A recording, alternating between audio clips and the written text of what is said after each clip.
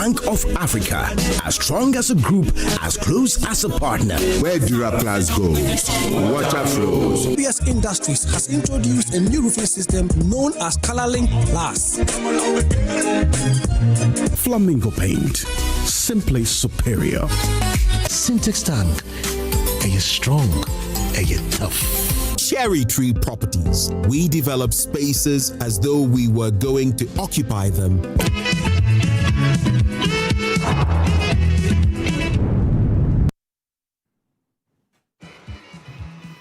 Hello, good morning, and welcome to Newsfile. This is your most authoritative news analysis show. And this morning we confront three distinct stories bound by a single unyielding thread: accountability in governance.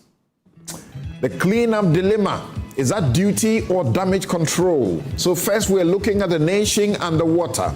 Just 11 days after devastating floods tore through 7 regions, the presidency has declared yesterday and today as National General Cleaning Days, mobilizing the military and citizens to clear the filth. President Mahama tells us that flooding is fundamentally a problem of civic indiscipline. But citizens are asking the hard questions. Is this nationwide mobilization a genuine effort to clean our streets, or it's a calculated public relations exercise to clean a government's image after decades of structural failure?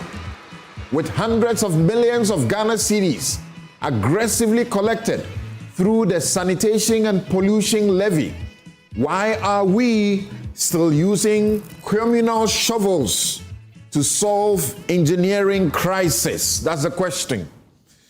And at the airport, there was an arrest. Was that law enforcement or lawlessness? So next, we will look at the dramatic legal warfare surrounding the National Buffer Stock scandal. The state pulled the former CEO, Hanan Al-Ludiba, right off the tarmac on July 4, alleging a plot to fraudulently empty a frozen account holding millions in suspected stolen public funds. The Deputy Attorney General insists the state is aggressively guarding the public purse, but Aludiba's high-profile defense team is calling foul, labeling the arrest an act of state lawlessness that directly flouted a high court order, allowing him to travel for medical care. In London, is the Attorney General relentlessly protecting state funds, or are state security agencies crossing the line into a blatant abuse of human rights? And finally, Nkokɔ Nkitinkiti, economic solution or scandal in waiting? You heard in Parliament. We dig into the Ministry of Food and Agriculture's heavily funded Nkokɔ Nkitinkiti program, launched 241 days ago to slash over 600 million annual poultry import bill. The state injected a massive 245 million Ghana cedis of taxpayers' money to boost local production. Yet the sector minister himself had just told Parliament a bombshell.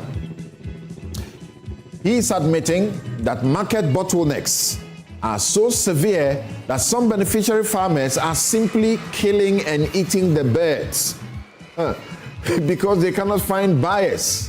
What was the plan? Critics are already calling it a complete waste of public funds and a flagship scandal in waiting. So, did we pour millions into a sustainable economic strategy, or have we just funded the most expensive backyard dinner in Ghanaian history? Join us. These are the heavy weights of accountability we are lifting today. We have a stellar panel ready to unpack the facts and demand answers for you, the citizen. We'll be right back.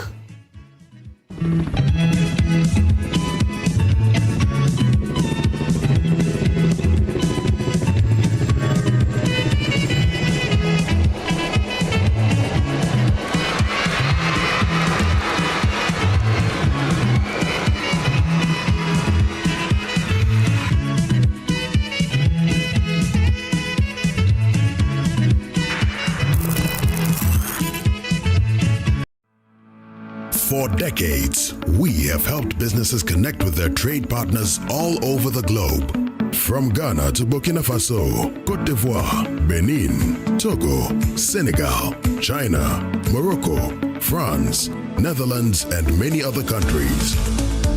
We have made it possible to bring Ghana to the world. We have brought small and medium businesses closer to their customers across the regions in Ghana with our SME support facilities. We have brought relief and smiles to the faces of families with our employee personal loans. With our cutting-edge technology and digital support, we take the burden of complex thinking off you, making life simple. That is who we are, as close as a partner. Bank of Africa. We are indeed the African bank with the global reach. Do you want a healthy smile? Have you ever experienced tooth sensitivity, especially when drinking or eating something hot or cold? It could be a sign of enamel erosion or gum recession. Hi, I'm Tanya from Bethel Dental Clinic, Ghana. Gum recession is where the gum pulls away from the tooth, exposing the root or neck of the tooth underneath. To prevent and treat enamel erosion, during your periodic dental visits, your dentist may offer fluoride treatments. Fluoride is a mineral that strengthens the teeth. When there is advanced gum recession, your dentist may need to place a composite filling to cover the exposed second layer part of the tooth. Don't wait till you start experiencing tooth sensitivity. Be diligent with your routine dental visits every 6 months to maintain your best oral health. Healthy smile. Hi, now let me share my wildlife experience with you at Safari Valley Eco Park. Welcome to Safari Valley Eco Park. Our electric shuttle pulled up and in no time our tour began. We were surrounded by wildlife from the moment we entered the Eco Park. We were greeted by experienced tour guides who took us through orientation and how to better enjoy the experience. Watch these animals roam freely in their natural habitat undisturbed by our presence. We saw zebras, sable antelopes, brown cranes, mara, silky chicken, nyalas, Shetland ponies, and so many animals I just couldn't keep up. Our tour guides taught us so much about the wildlife, their behavior, and how to interact with them. I even fed them. We also went fishing on a man-made canal. Then we took a break to have lunch in this serene environment. All this amazing experience for this price for adults? This price for teenagers. And this for kids. It's a bargain. As the sun began to set, it was time to go back home, but not before dinner by the campfire. It's been a thrill of a lifetime, and I can't wait till my next visit. Safari Valley Eco Park, bringing you closer to nature.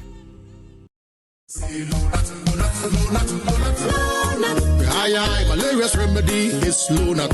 Therefore, we're gonna use Lonat to recover. You have malaria? Yes, please. Are you shivering? Yes, yes. You got chills? Yes, take Lonat. First day, take Lonat. Second day, take Lonat. Third day, take Lonat. That's all. Lonat scatter malaria. Lonat scatter malaria. This advert is FDA approved.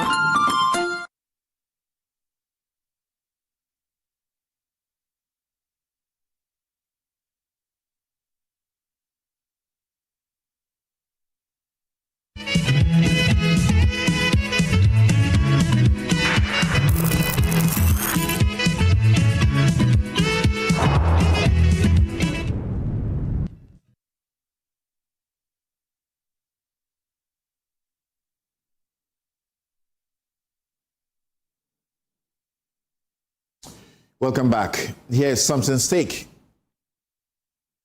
I'm trying to talk about what is turning out, I don't know to call it xenophobic or expropriation of Jonah Capital Nigeria's investments in the River Park Estate.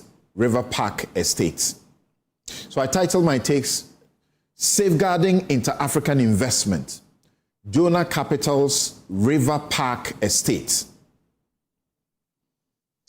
Trust and property rights are important when we speak of economic transformation, regional integration, and pulling millions of our youth out of the betting or the biting clutches of unemployment across the African continent, we must look at the real drivers of capital. It is not rhetoric. It is investment. Massive capital investment, like Jonah Capital's sprawling River Park estate development in Abuja, Nigeria. They serve as critical lifelines, generating thousands of jobs for site workers, engineers, administrators, and local suppliers. Yet a dark existential threat continues to haunt the African economic landscape. The erratic, extra-legal overreach of state actors. How do we convince investors to sink their hard-earned capital into our economies when the rules of the game can be unilaterally ripped apart overnight by ministerial fiat? That's a big question. There's a dangerous precedent in Abuja right now as we speak. Consider the shocking timeline coming out of Nigeria's Federal Capital Territory. In May 2007, a development lease agreement was lawfully signed between Jonah Capital Nigeria Limited and the Federal Capital Development Authority. Fast forward to recent months, and we see an alarming disregard for due process spearheaded by the FCT minister, Nyesom Wiki. The chronology of events that I have looked at reveals an orchestrated campaign of administrative subversion and raw, unbridled brute force. Despite repeated written alerts from Jonah Capital regarding unauthorized individuals obtaining building approvals and title documents under fraudulent pretenses, the authorities met these urgent warnings with absolute silence. A ministerial committee, a sham of a ministerial committee, was supposedly set up to investigate the matter, yet without a single formal engagement, interview, or fair hearing with Jonah Capital, the minister took to national media to announce the withdrawal of undeveloped plots. On April 18, 2026, the minister abruptly declared the total termination of the agreement, asserting that all unbuilt lands were now property of the federal capital. What followed this administrative stroke of the pen, however, was not the orderly execution of state policy, but a harrowing descent into state-sponsored terror. The minister, through his chief security officer, weaponized elements of the police force to provide operational cover for a horde of armed thugs. I have the videos, I've seen them. These hired elements invaded the estate to terrorize, harass, and intimidate defenseless site workers and terrified clients. We are talking about a lawless 4-day armed siege. We are talking about the brazen 48-hour unlawful detention of innocent site personnel, the illegal impounding of heavy machinery, and the calculated malicious sabotage of critical water infrastructure in the estate developed by Jonah Capital Nigeria. This vicious display of thuggery and the accompanying visceral threats to human life were deliberately orchestrated to break the spirit of the developers and forcefully seize what the law does not grant them. This is not governance. It is barefaced extra-legal expropriation of private property under the shadow of the gun. And I mean that. When an African business expands across borders, it carries the flag of its home nation, here, Ghana. It creates employment, transfers skills, and builds regional wealth. When such an investment is violently targeted and lawlessly dismantled by foreign administrative overreach, It shouldn't just be viewed as a private corporate dispute. It is a crisis of international investment security. We are all familiar with what is becoming our signature rescue mission of citizens in distress abroad. The swift, commendable state interventions mobilized with fierce urgency when our people are stranded or facing xenophobic distress, most notably in South Africa. Cross-border economic investments deserve the exact same zeal of approach. If African governments remain silent while their flagship corporate citizens are subjected to armed siege and illegal land grabs by overzealous foreign officials, we undermine the entire spirit of the African Continental Free Trade Area after. The state must deploy its full diplomatic and legal weight to rescue these investments with the same relentless urgency used to protect human lives. President Mahama, you have been petitioned about this matter. Mr. Samuel Okudzeto Ablakwa, you have been to this place and seen what is happening. Let us be clear about this. Recourse to due process is not a favor. It is a constitutional and international obligation. A strict adherence to the rule of law ensures that contractual stability is maintained, or at the very least, guarantees that an investor like Jonah Capital gets fair, just, and adequate compensation for its massive commitments. If we do not protect the sanctity of the rule of law and property rights today, we might as well bid farewell to the foreign direct investment our continent so desperately needs. And that is my take. I'll be right back with my guest.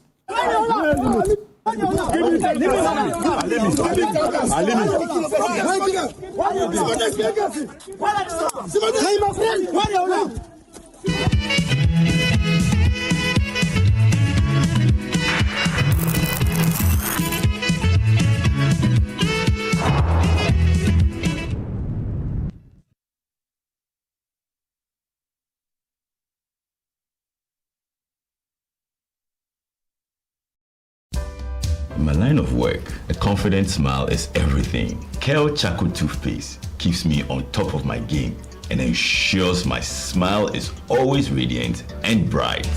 With the tiring nature of my job, we spend several hours under the scorching sun. To keep our teeth white and our breath fresh all the time, we use none other than Kale Charcoal Toothpaste. Kale Charcoal Toothpaste. You're on a Kessie and in a kit one. Samayo Kendini, who be here, Semetra Sapapadia to Amame Manfo, Kale Charcoal's natural ingredients, and a bomb is several buying, and Maniswing, Nesasu Mama Hotoso, a will beg you. Kale Charcoal Toothpaste. Choose Kale Charcoal Toothpaste for anti-cavity, whiter teeth, and fresher breath all day. Available in 80 gram and 150 gram. Grab yours today. Kale, happy smile. This advert is FDA approved. Another week is here on the greatest of all time show. My name is Giovanni Clip, and tonight we're bringing you talent. Contestant number 1, let's bring Baby Girl. Let's bring. You did it for you. Cut. Oh, there is a leakage. Where's the plumber? For quality and durability, insist on Syntex Pipes. If you want quality, this be where you belong. Strong, tough, and reliable. Your perfect match to your trusted Syntex pipe. Syntex pipe, it dey carry water, no wahala. Syntex pipe, it dey make water dey flow. Syntex, and you're strong, and you're tough. Welcome to Sulas Enterprise, the shop that deals in industrial machinery such as generators, rice millers, water pumps, compressors, and mowers. From the smallest to the largest capacity, at Sulas Enterprise, we give you nothing but the best from the best brands such as Honda and Perkins. When it comes to our generators, we also sell mowers coming from brands like Honda, Briggs and Straton, and Oleuma. And when it comes to our water pumps, we offer you brands like Lily, and Pedrolo water pumps. We also sell rice millers for all capacities. We are located at Spintex Kakalika Plaza. Also find our various locations as displayed on screen, or call us on the following number: 0243-839-463 or 0554-154-416 or 0240-541-493. Sulas Enterprise, where quality meets affordability. Welcome to a place where everyday living is reimagined, where space, movement, and community come together effortlessly. With thoughtfully designed spaces, modern facilities, and everything you need within reach. You don't just live here, you feel safe, comfortable, and at ease. Step inside Eden Heights and discover spaces crafted for comfort, style, and everyday living. And just when it feels right, you will know. Because this isn't just about finding a house, it's about stepping into a better way of living. Eden Heights, the height of modern living. Book a private viewing today.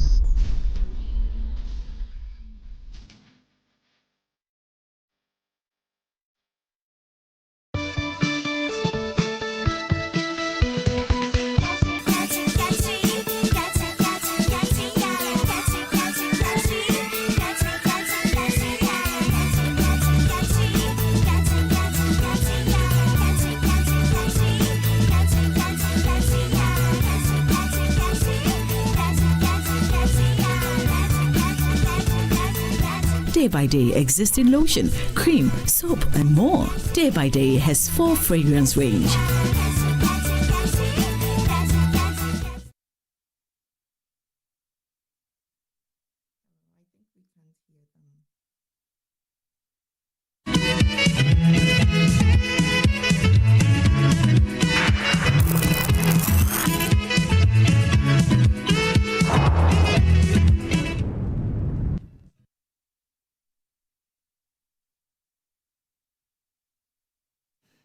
You're welcome back. This is Newsfile. It's your most authoritative news analysis platform, and here on Newsfile, we put Ghana first.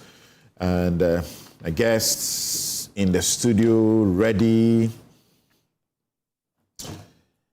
Andrew Japamesa, his lawyer, former MP, Second D, former Minister for Tourism.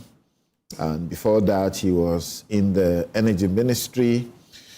And also here is Bernard Bediako-Beidu, BBB. He's also a lawyer and member of Parliament for Akwetia, for the NDC, and Kofi Bento, Rebel. He's here, a lawyer and senior vice president, Imani Africa. We have other guests who are joining us: Dr. Juliet Ohiming Intiamwa, who is environmental engineer.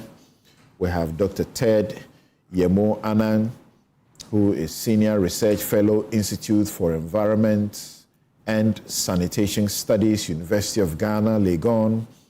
Ali Mohammed, who is also chief executive officer of the Greater Accra Poultry Farmers Association.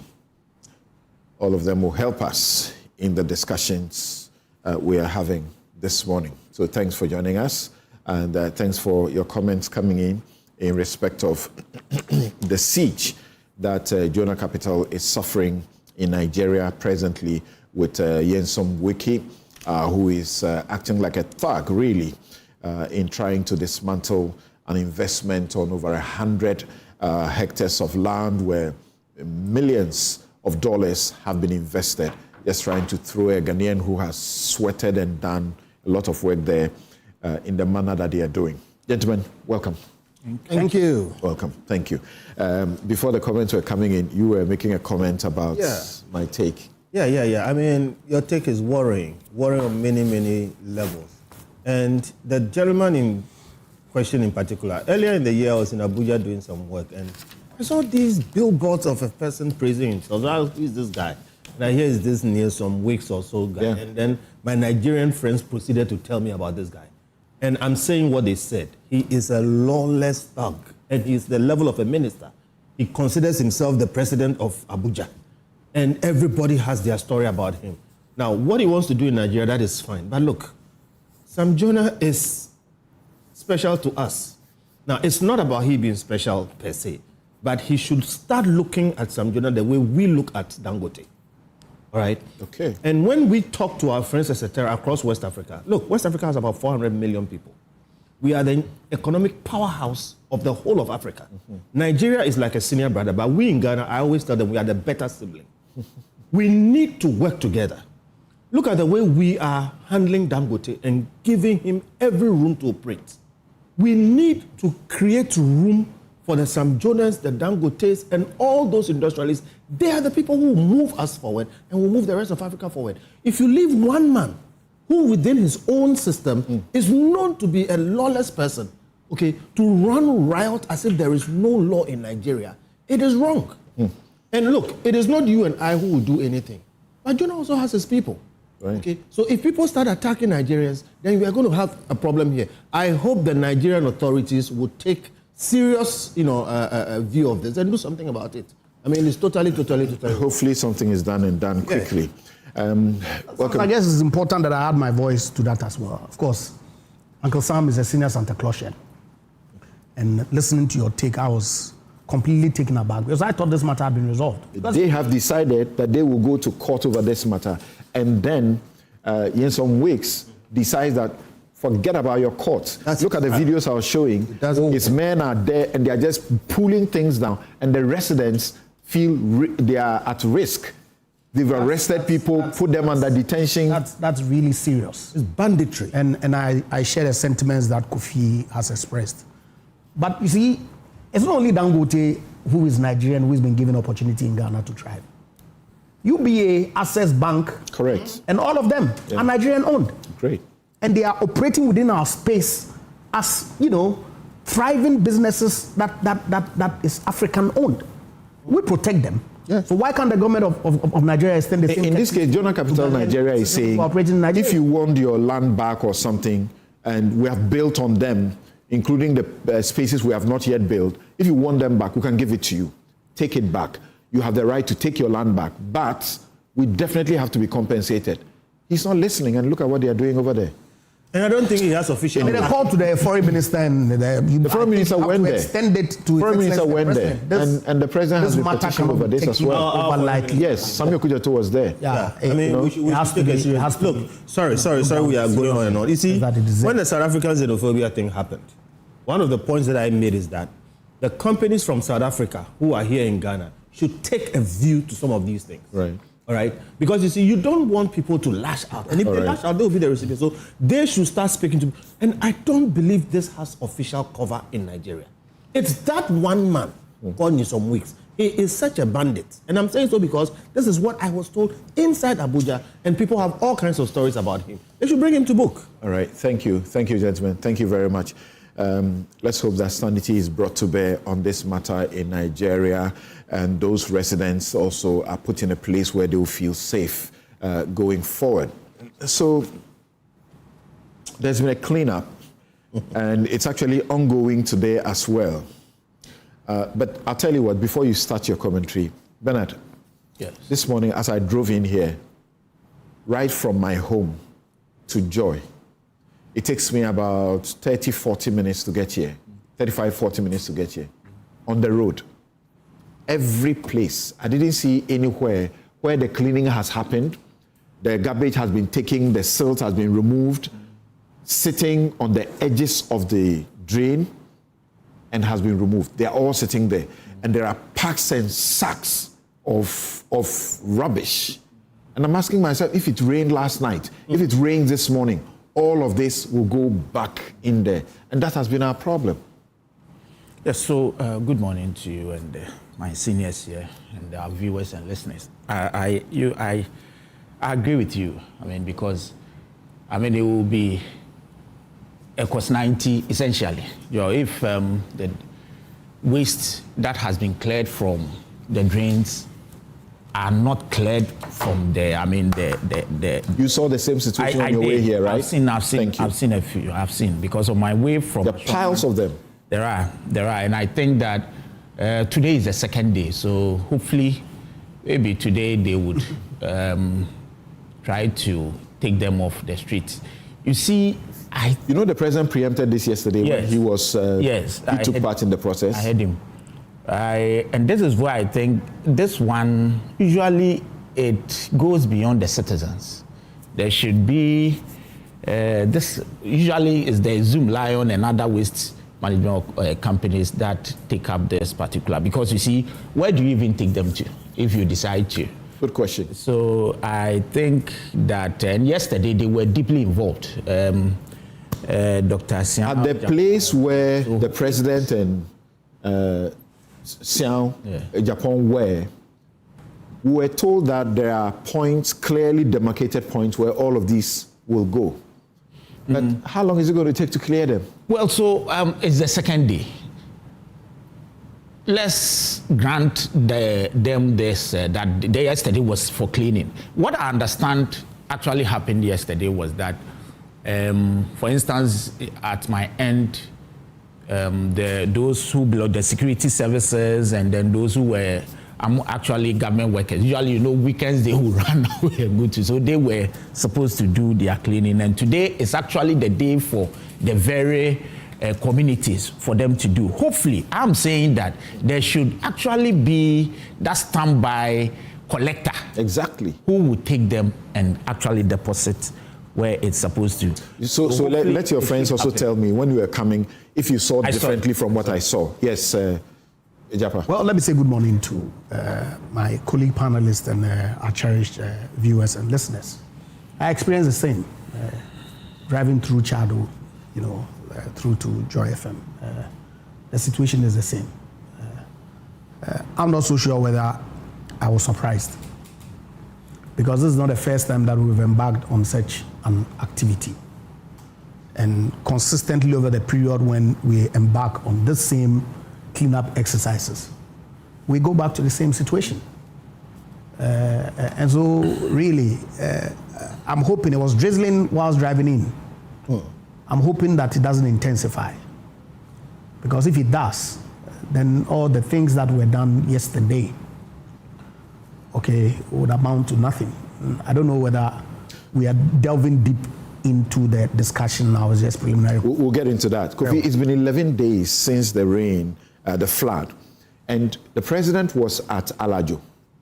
Alajo, the big drains, they were full. They were packed, and I drive around that area and I see the piles, the mountains of refuse. I think it's inexcusable that 11 days after, those things will still be sitting there. Cars that were, left in the drain are still sitting there. And the president was talking about, he was looking at one and seeing car engines that have been left in there. And he was talking about it. Look, when it comes to sanitation, Ghana is on autopilot. Nobody is thinking about a proper solution to our sanitation problems. When it comes to sanitation, Ghana is on autopilot. What will be, will be. You saw the rain and the mess, and like I say, 11 days. Look, okay. And what you're talking about yesterday, look, I am trying to figure out a good way to put all of this. Yesterday, I went to work. I was very worried when I saw people almost brutalizing people who were working. And it's a Friday. It's a Friday. Yes, people in Accra Central were brutalizing other people, traders and other people, and forcing them to go and do cleanup. And I was like, they said that day was for the MDAs and government people, whatever it is. I even saw someone on Facebook, a bank that was shut down or so by the minister or something like that. So that was worrying to me because I went to work. I have work to do and I had to go and do the work. But let me tell you something. Not every information is criticism. And I'm trying to tell this to our friends in NDC and the government. Not every information is criticism. First, I was worried about what I saw. Then I'm telling you what I saw again. They lifted the city. They took the muck from the gutters and put them on the streets and were driving through them. You couldn't drive without your air conditioner. Okay? And I was driving, and I'm saying all that I'm saying because I put it on my Facebook. It is still there. And when I put it on my Facebook, what is the point? Okay? Like my brother here is saying, when you are going to clear the thing from the gutter, evacuate it. Otherwise, what's the point? That's right. If you're not ready, don't clear it. Leave it in the gutter. Okay? So I put it there. A presidential staffer, my own sister, Nana Oyelita, came and said, "Ebeyo." Okay? And the suggestion is, and people were commenting on it, everything that the government does, we are against it. My brother, me, from when Jerry Rawlings went into the Nima gutter, I have maintained a consistent stand, this was over 20 years ago, that these communal labor cleanups are pointless. So it's not today. I said the same thing then when President Nkokɔ called for sanitation. I made the same point when Mr. Deborah declared that. I made the same point. I've been making the same point for almost 30 years. So it's not today. Okay? And everything I have said comes to pass. Back to the situation. You drive in Accra, look at Wato. I'm giving you place because of what Nana Oye did. There was a mountain of rubbish. And then there's something I noticed. The Aboboyas come and dump their rubbish on top of it. When you don't plan and you just go out to do photo ops. So to be frank with you, there are places where I drove through and what I'm seeing doesn't exactly look like it is just what rubbish was brought out of the drains and kept there. It looks like people have brought their rubbish from their homes and dumped on it and put it there because the state is going to pick them. I'm making the point. Sanitation is engineering. When you don't plan, you will make a worse mess. I saw it yesterday.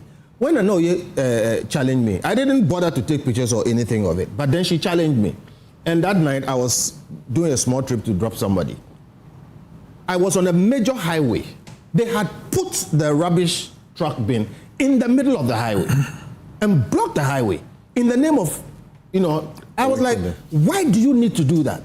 Okay, so as I drove around, I decided that, look, for the sake of, evidence, I'll take pictures. So I took some pictures and I've put them back on my Facebook. You made the point. If it had rained yesterday night, it would actually not be the same. It would be worse. Okay. Now it is drizzling. Today, I say not every information is criticism. Dear Mr. Government, today don't claim. Just mobilize for them to go and clear the mess. Okay, I was about to say, what are the solutions we are proffering? But you just gave one. Let me go to Juliet and Ted. Dr. Juliet Ohiming Tiamwa, thanks for joining us. I don't know where you are. Are you seeing these piles around you? And what do you think? Okay, Samson, thanks for having me. So I'm currently in the US. I'm not driving through piles of trash, but I've seen pictures and videos of them. I think I want to start off by saying that, overall cleanup exercises are good. It's a communal work and, it helps, I think, reignite some community ownership. So I remember back in Ghana when someone is lecturing somewhere and you say, oh, pick it up, the person will say, Ahayodia, or, does the place belong to your father or something? But these exercises help people to remember that we have a responsibility, right? However, I have major concerns with this cleanup, this post-flood cleanup, for two reasons. One, I think all of you have already described what you've seen where, things have taken out of the drains and they're left there and nobody comes for it. So I'm not going to go into that. But my main concern is that, through the commentary, from the presidency and other government officials during and after the flood, it appears that we are elevating indiscipline or indiscriminate waste disposal as a major cause of the flooding. And I beg to differ, with that. Okay, Doc, hold on. You are getting into the meat.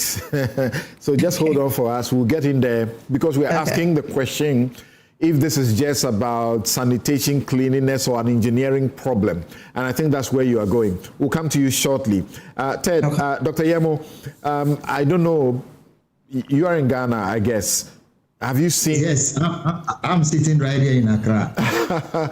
So tell us, are you seeing the mountains of refuse and so on and silt, and what should happen? And we pray that it doesn't rain quickly so that it washes them back into, the drains. Samson, thank you very much. Good morning to your panelists. Good morning to everyone, especially my junior confidant. I haven't seen his face for a while. But Samson, I will disappoint you. Sorry, I will disappoint you because I taught a course in Lagos, watershed management and conservation. And if you sit in my class for 2 hours, you will not have sympathy on flood victims. Yes. But sometimes these things happen, and I pray to God that you say it's been 11 days now. I was praying that on the 8th day, the 3rd day after the flood, it should rain again. Oh. So that then I'm sorry.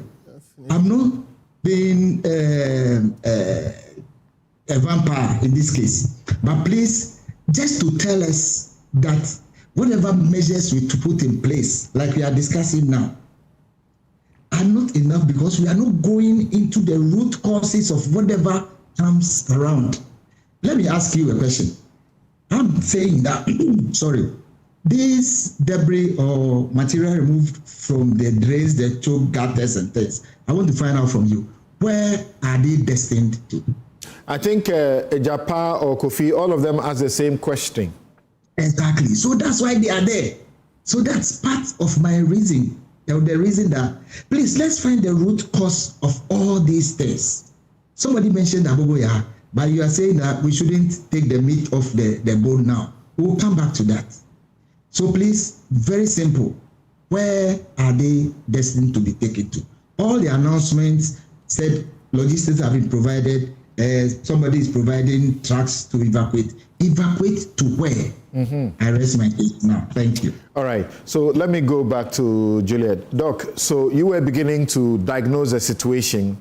And the question is this a simple cleanup as solution, or this is an engineering solution we need that we have misdiagnosed? Okay, Samson, I think we all agree that, this cleanup is not a solution at all, right? That is why I started off by saying that, communal work is good, for community building and ownership. But when it comes to waste management or, improving sanitation in the city, this does not solve it. You are going to 2 points. When it comes to flooding, this does not solve it. Okay. Right? So, and let me get into the flooding bits, and I think the waste management part, we can discuss that later. When we list, let's say, contributing factors to flooding in Accra, let's say I'm going to just list about 5 of them, right? And it goes back to my initial point that I'm concerned that we are elevating indiscipline or indiscriminate solid waste disposal as though it's a major cause to the flooding that we are seeing. But in my view, I don't think it is. And this is why. So let's say we have 5 major contributing factors to the flooding we see. One being lack of sufficient, well-engineered drainage system. And I'll say that, considering the rain intensity that we are seeing, recently in Ghana, and you look at the drainage capacities that we have, it's not sufficient. Our bigger drains, or what we call primary drains, are, I think, designed for what we call 25-year flood period. That is, in layman's term, we will say flood or rain that has flood that has 25% chance of happening, right? But when you look at the intensity of the rain we are having, we need to rethink our drainage system and be considering 100-year flood, which is designing for systems that have the capacity to handle flood that has 1% chance of happening.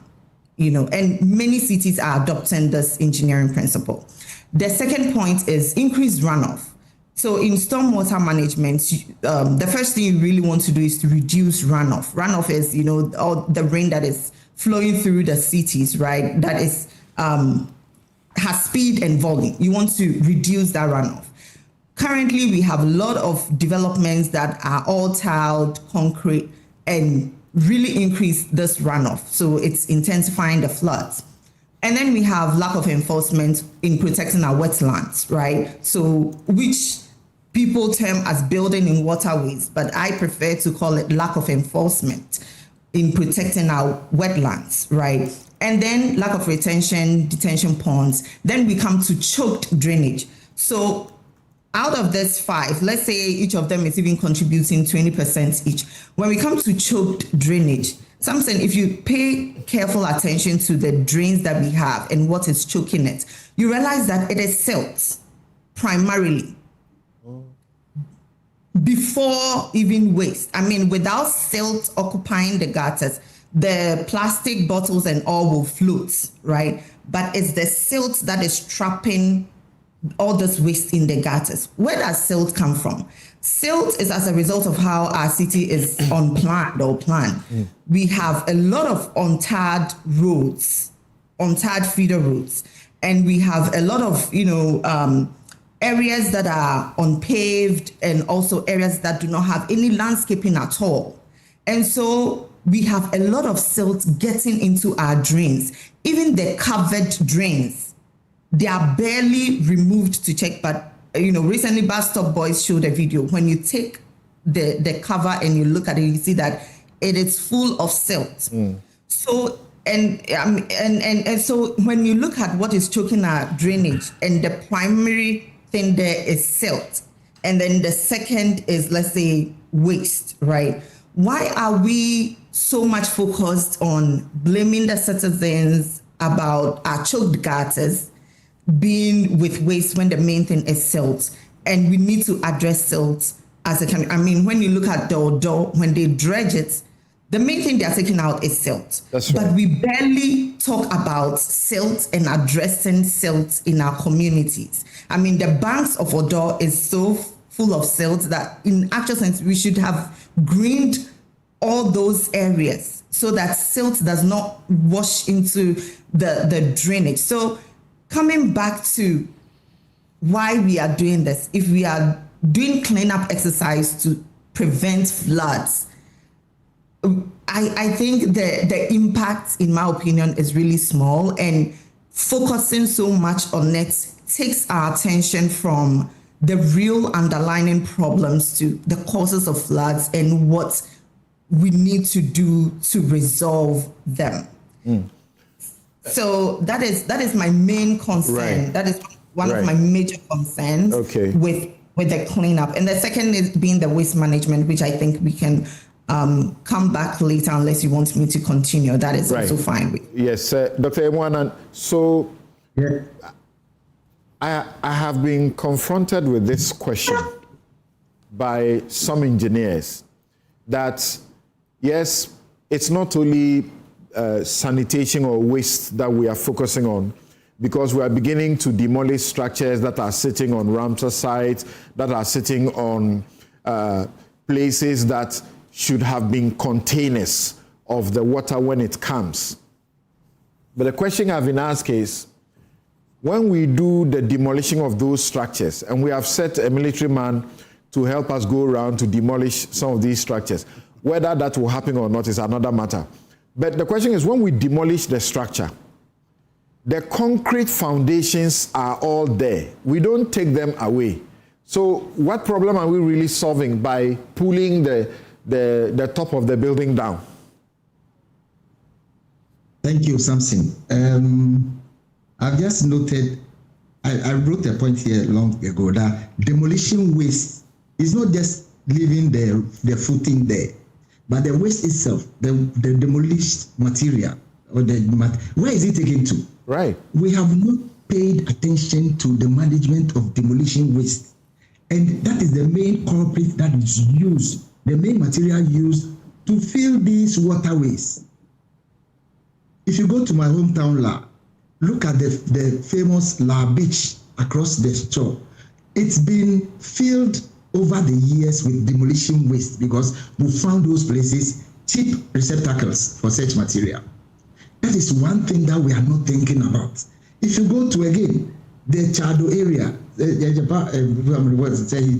Chado area, I tell somebody that I took a student there to conduct research on water and some environmental issues. The site, as we speak now, where we conducted research, houses a pub, a chop bar now. But is it coming back to my sister's submission? I want to move away from the engineering issues and talk about nature. We are facing these issues because we are moving away from nature. Madam, a watershed, or what you call a basin, is made up of, it's just the whole area that is drained by a water body. It could be a river, but that river has tributaries, it has creeks, it has streams connected to it before emptying into wetlands, then finally into the ocean.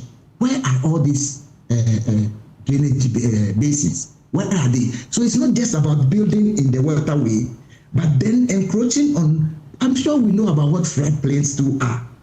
That when the water, especially when we have no control, absolutely no control over the volume of water pouring through by precipitation.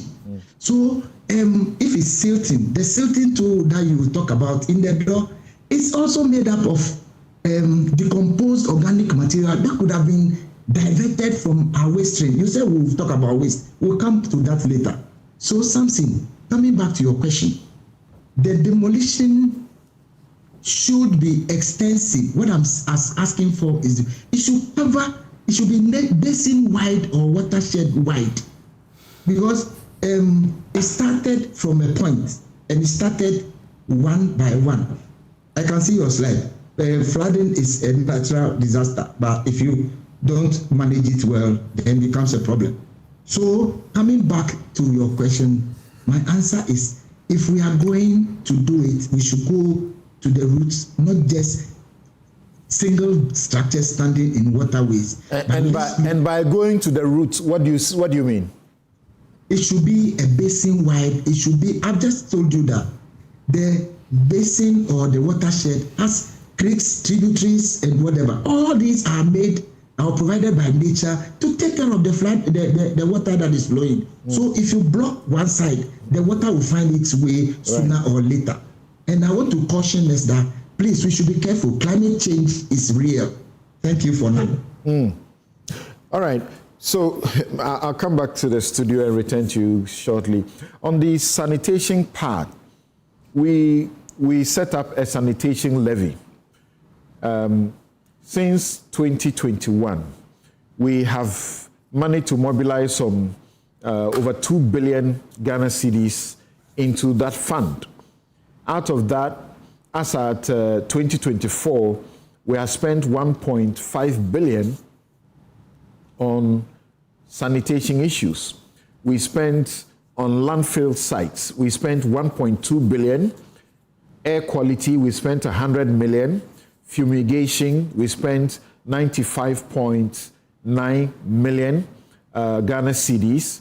And waste infrastructure, we spent 74.7 million Ghana cedis. And yet, we are here. Kofi? Money is not our problem when it comes to sanitation. I was telling another panel, I used to work in enterprise insurance around 2000. And I always would use the Kole, the high street, to go to work. Around that time, they were spending $35 million to dredge the Kole. I did geography, and I told my friends that won't work because of the dynamic of the sea and the river. Okay.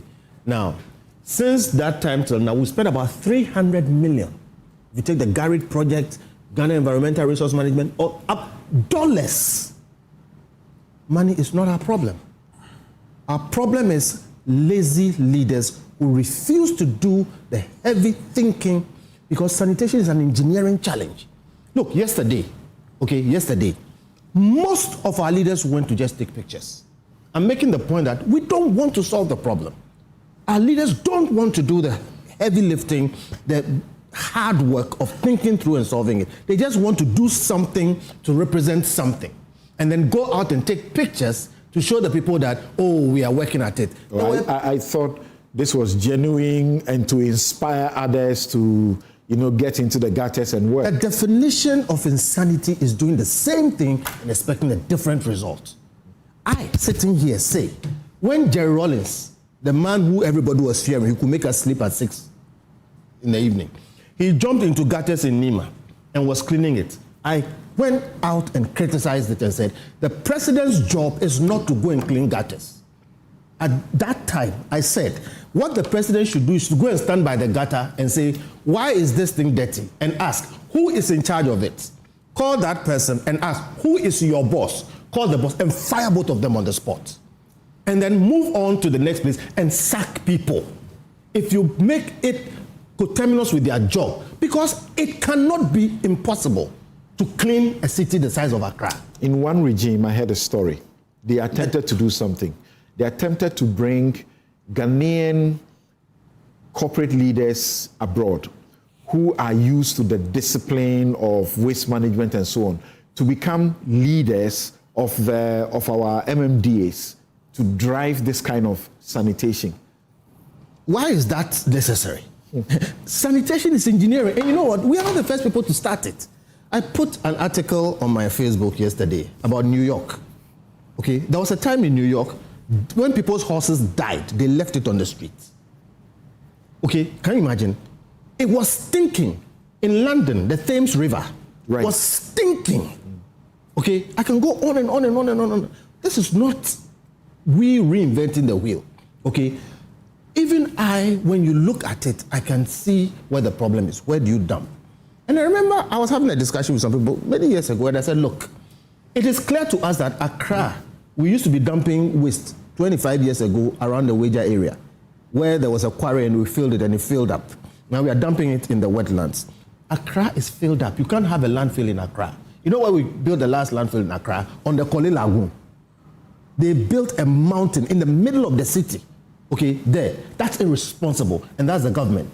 It's clear that there's no space in Accra. When you look towards the east, around Tema area, there is no space there. When you look towards the west, there is no space there. When you look towards the north, the Mount Isaburi area, there may be spaces there. Nobody, they call it not in my backyard syndrome. Nobody wants that. But this is where government comes in and uses what they call eminent domain. Somewhere around that area, you can find a place which is totally off, any habitation. Find a deep valley, create a railway from here there, okay, and then transport this thing and build a landfill. A landfill is an engineered facility, a properly engineered facility. We sit down and hope that things will solve themselves. Things don't solve themselves. Okay, so when you talk about bringing people from wherever, presidents jumping in the gutter and then instituting a monthly cleanup, it will never solve the problem. I made a point yesterday. Every city in the world that is clean is not clean by communal labor or by citizens. And every city in the world where communal labor is required is never clean. Okay, so why have we done the same thing for 30 years, ended up in the situation where we are in, and still pretend that jumping around into doing communal labor? Enforcing the law has become difficult, so that's why do we have leaders? Again, I said, look, somebody many years ago, through thinking, took a hat out of somebody's chest, opened another person's chest, put the hat there, sewed it, put it together, and the person walked. And we can't dig gutters or get rid of rubbish. It cannot be impossible in a country where there's so much unemployment to find people, supervise them to clean rubbish and create an engineered landfill, put a railway to it and do it. People think it's difficult, okay? But the fact is, the option, not doing it, is catastrophic. And like I said, we've spent not less than $300 million in the last 20, 30 years. It is not the money we don't have. We can't have the solutions here, but even here, in the short time, at least I think I've made a bit of sense. Put the right people together, lock the room, let them come up with a solution and deal with it. Meanwhile, no one government can solve this problem. Everybody comes and they try to do something. And look, even in the times of Jerry Rawlings, it was sincere. Rawlings would go there and dig. Yesterday, I won't mention names. People who are not even in cleaning attire. They go, they shovel a few, pieces of whatever. When they leave, everybody will leave. And everybody is taking pictures. And many of the pictures you saw, you see one person digging and everybody standing there and looking at them. Yeah. Who are we fooling? Who are we fooling? All right. And like I said yesterday, this is my experience yesterday. They lifted the city yesterday. This morning, the letter is out there. Today, please go and just evacuate it. But this solution won't come from communal labor. I've said it in Jerry Rawlings' time, I've said it in MPP time, I've said it in NDC time. On a lighter note, when you began speaking and I started smiling, I suppose you didn't know why I was smiling. You said you were working in a company. And I asked myself, Kofi Bento, driving to a company, sitting there, work as an employee. How does that work? Kofi can't do that. I did that for many years. I did a good job. I resigned. But maybe, thankfully, we should be thanking Bernard and his friends in Parliament.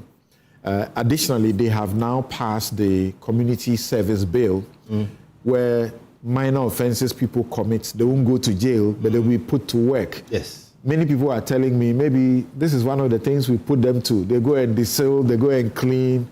That point should be made. Congrats to you and everybody who worked on it. To all of you, yes. I remember from Emil Short, Anna Bosman, Osei Prempe at the time, and we all said the culmination is now. So now we have it. So congrats to our leaders in Parliament. This is what we have to do. But unfortunately, that is not the solution to the sanitation problem we are having. It's part of. Okay. But for me, I think that's a big deal. Look, you go to Isawam, you see people who should not be there. They're just wasting away. They are just wasting away. They should not be there. And there are so many stories of people who have turned around. So it's a very, very important thing. All right? So kudos to you, kudos to Parliament and everybody. But do the other things. We need, if you look at sanitation levy, the money we've collected, if you look at all the little things we have done around sanitation, it is time we have a concerted, properly thought through solution, multi-year, phased, engineering-based, knowledge-backed approach to solving problems instead of the politicians do, which all they want to do is to show or suggest to people that they are doing something, but they don't do anything. And sometimes it actually leads to the opposite. All right. Okay. We need to do things differently. So let me get to Bernard now. And on the note of the Community Service Bill, originally it was Community Sentencing Bill. I want to say congratulations to all of you who have been part of the process. CDD Ghana, great job. Commonwealth Human Rights Initiative, who got a revival of the debates about this bill by 2022, 2024-ish, 2023-ish. Two bills had already been made, but they never saw the light of day. And thankfully, the debate was revived. And thanks to Godfrey Dame, too, at the time, they took it together with Alfred Tuayeboa and revised it again. And thanks for the opportunity for making me to contribute to it as well. And through my subcommittee at the Greater Accra Bar, the Prisons Project Committee, making our inputs, and then eventually this government coming in and making sure that the bill has been passed. Thank you very much. Poverty offenses should not be the reason why people should go to jail. The street hawker, sometimes they are not doing it because they have an option. They just don't have an option. The guy who is stealing plantain, you go and check. We have sat here and contributed money to pay for some of their fines so that they don't go to jail.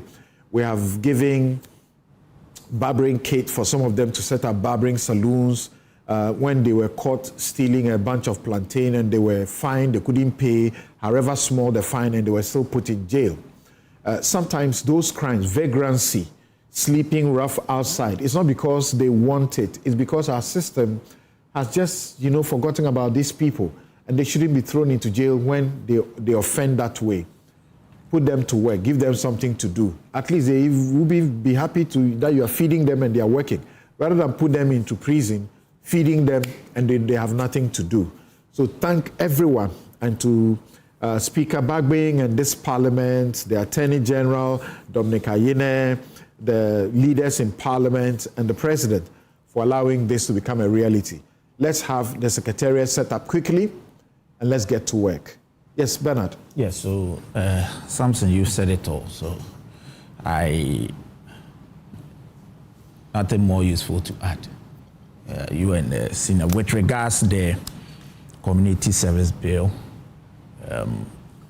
hopefully we will get to change the narrative where people are convicted on some of these very, I don't want to use it, and then they end up even drawing so much from the public purse and doing virtually nothing. The English from whom we copied the law and the jurisdiction, they call those offenses misdemeanor for good reason. They are misdemeanors. That's true. And then it would also help decongest our prisons as well. Right. Because you have serious people, people who have committed very serious offenses rather being in there, not. So I don't think that is, but that is good. And they would also contribute to this. And you see, that is where I was going, but my senior Kofi Bentel eventually conceded that it is part of the problem. He started by... Part of the solution. The solution, sorry. He started by virtually rubbishing the entire, this whole, get to work and try to, do some cleaning. He thought that it wasn't really going to help in any way. But you guided him and he considered that. We have said that, yes, it may not be the entire solution, but it's part. Even the awareness. Look, he made a certain narrative, and I would want, look, the kind of indiscipline, all of us, the kind of indiscipline we have here, the difference between here and there, when I say that the West End and all that, is the indiscipline. No, it's the enforcement. It is. No, indiscipline first before you talk of enforcement. Because if there is no indiscipline, you don't talk about enforcement. But the indiscipline is such... the other way around. Where there is leadership that determines the conduct of the people. No, but I agree. But there are things you will not even attempt doing out there. Because you'll be punished if you do it. Yes. So you will not even be in discipline in the first place because their laws are working. I agree with you. We have a law. Yes. If you throw waste. That I agree. I'll come to it. In fact, that is. But you see, we cannot also say the reason we have what we have is a discipline and enforcement. Because if we are in discipline, we need to enforce the law, which I agree. But there are things you will not even conceive. Our dear sister out there, he should tell us. You will not even conceive ever doing out there. But you see, and in this particular instance, both President Akufo-Addo conceded. He went to meet the Ghanaian community in Canada and said that he would not even continue using our money to cure our indiscipline. He admitted that the problem was indiscipline. President Mahama is saying so, and I agree with him. But you see, it cannot just be said that we are where we are because of indiscipline. Because we have our laws. There are law enforcement officers and agencies. The assemblies, we have so much laws. So much. In fact, we don't need federal laws. It's all about enforcement. And that is where I come to, that we need to enforce it. But you see, even before you enforce it, there is an existing problem. How do you cure the problem? Our gutters are choked. If you decide to now enforce the law, what happens to the existing problem? And part of it is to call the citizenry, come out and do this cleaning. And the awareness is such that at least we've come to know. I saw a video where a woman was saying something to the effect that henceforth, if he sees anybody dumping anything here again, in fact, anyone know there, something like that. It is a way. I saw a woman too that Jerry Ahmed was asking questions. She said she's done the cleaning and they didn't give her food, nothing. And Jerry was saying, but what? It's your own. They want to be giving giving something by the politician. He thinks that it is. That's the height of the discipline. He thinks it's there. People have encouraged it. How? They are. How is your elections going? You didn't even ask him. But anyways, you see, so Samson, for me, it is part of the solution.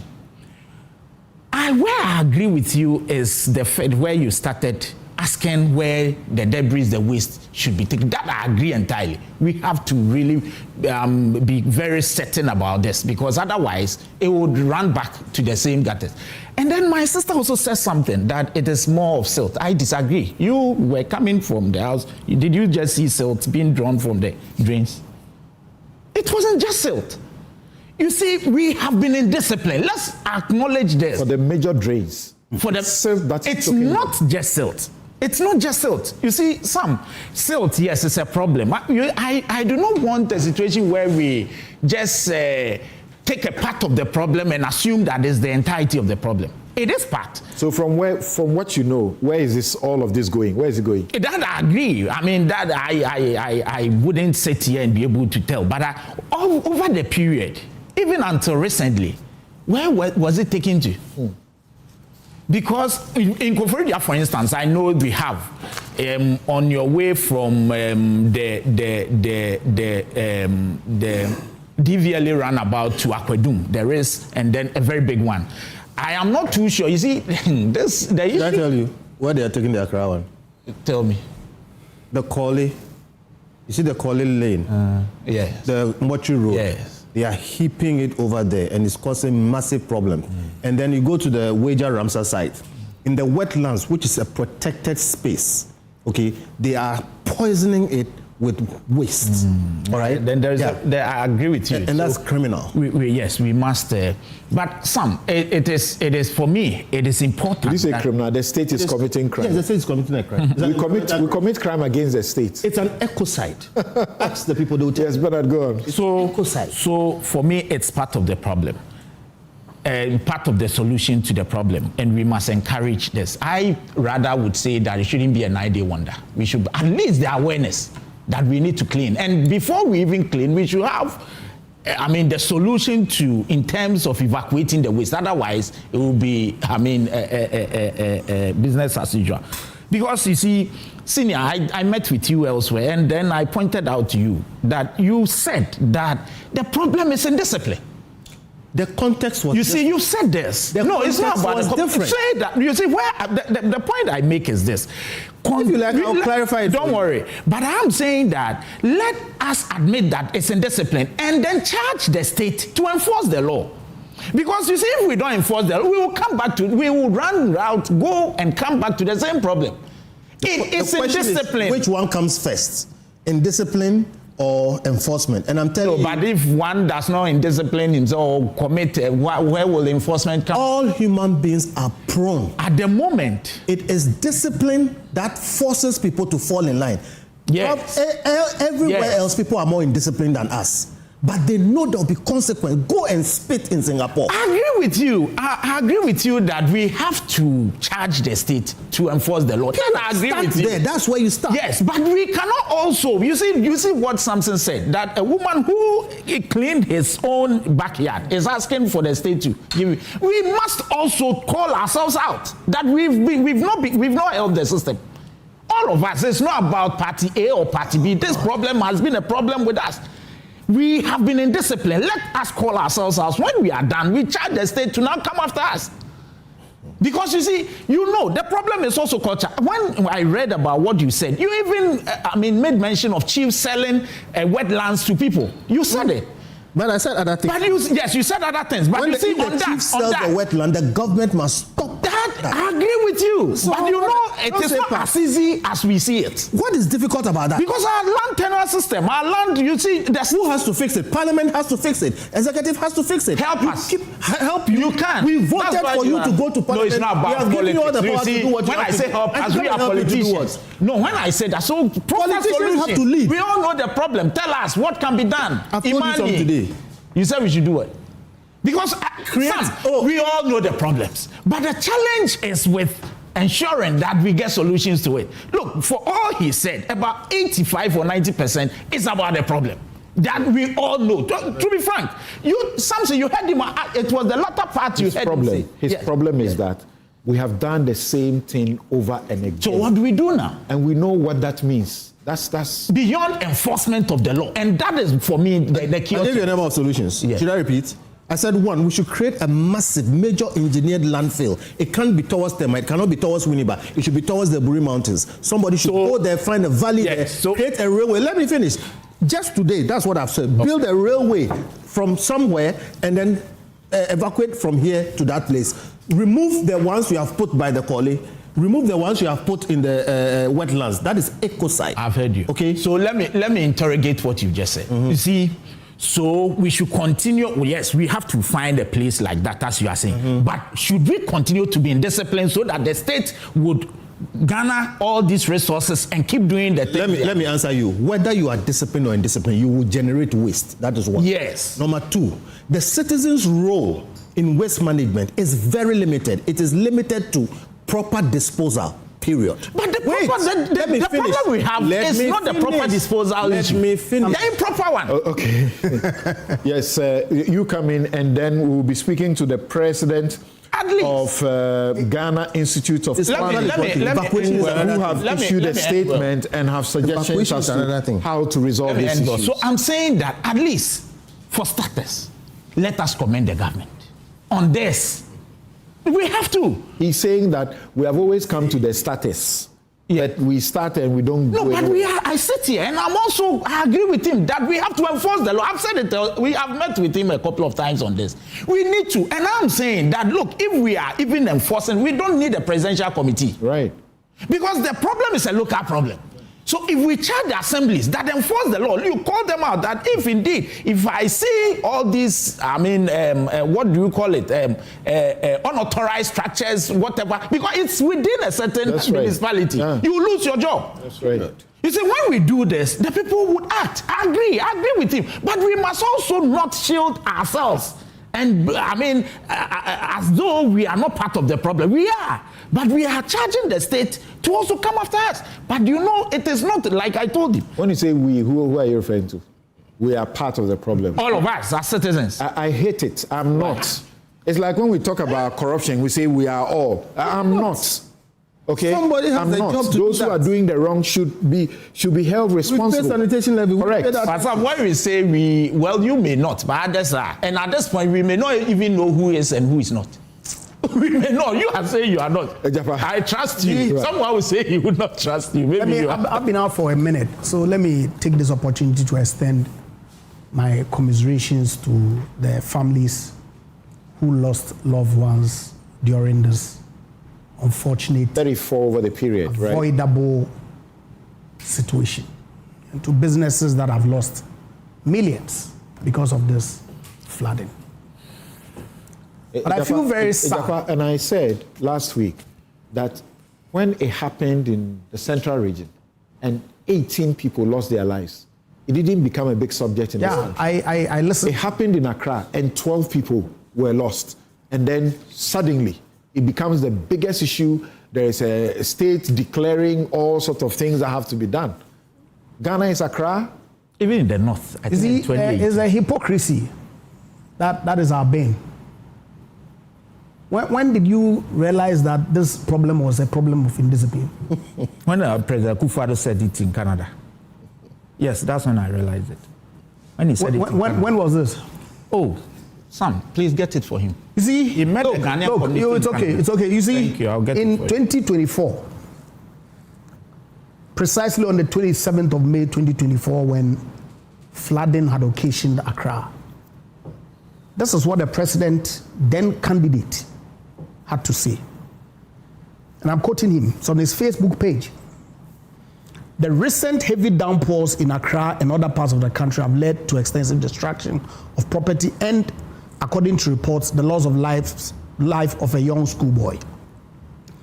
This has exposed the government's failure to manage and prevent floods effectively, and evokes deep concern about its lack of comprehensive flood prevention and management plan. Many areas that in the past were unaffected by flooding today become inundated with the least rainfall. This was President Mahama, then candidate Mahama. At the time, if you want us to go, he attributed the problem of the flooding to the government. So why is he attributing it to in discipline today. Why? Look, Samson, this incident of 29th June, right? It's a clear case of blatant incompetence. And why do I say so? Mr. Mahama knew this. Went ahead to launch a manifesto in August of 2024 after he had made these comments. Made commitments in that manifesto about the kinds of interventions that he will put in place when voted into power to deal with the flooding situation. Fast forward when he became president on March 12, 2025, he launched an anti-flood task force to ensure that flooding did not occur going forward during this tenure. The expectation of Ghanaians were that that mechanism that he had put in place was going to do the preparatory work whilst he works to do the engineering designs that he had proposed in his manifesto. Fast forward 2026. We knew that the rains were coming. The anti-flood committee did not do any national cleaning exercise. No proactivity whatsoever. No monies were released to the assemblies to desilt these drains. If we were serious, why didn't we organize this national cleanup exercise in April or May, before the rains came? We sit, look on for people to die, for businesses to suffer losses, and you embark on a charade, parading ministers of state, vice president, president, going to stand and do what? We have failed. And if we will not admit our failure and proffer solutions in dealing with this matter, look, next year we'll come and sit around here and talk about the same things. And that's not what the good people of this country are looking for. Mr. Mohammed and his government have failed. And it's about time you guys admit, where are the water retention ponds that you promised? You said at page 67 of your manifesto that you construct water retention and detention reservoirs in flood-prone communities to reduce the perennial flooding and for irrigation and other purposes. Where are they? 18 months, 2 budgets after you came into office. Where are they? And rather than owning up and admitting to the lapses that your government has occasioned the people of Ghana, which has led to this cataclysmic loss, you sit here and say that we should blame the people. How do we blame the people? Are the people the ones who are supposed to do the engineering? Are the people the ones who are supposed to manage the waste collection and disposal from their communities? Let's not do this. In 2015, June 3, when the floods took away 154 lives, that's the official number. I know the number is more than that. And injured an equal number of 154, according to the official report.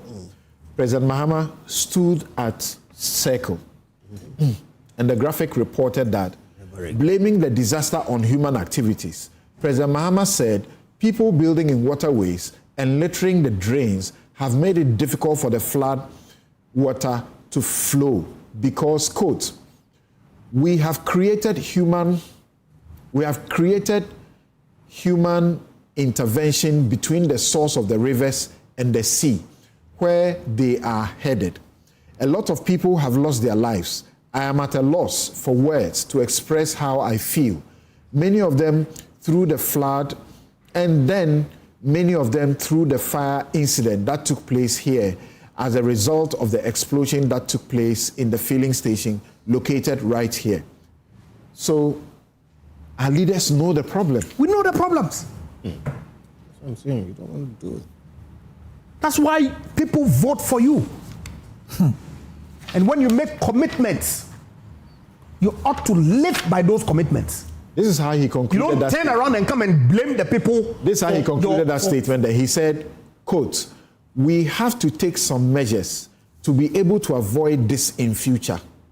And often, these moves, when these moves are started, you have a lot of sympathy and pressure not to take those measures.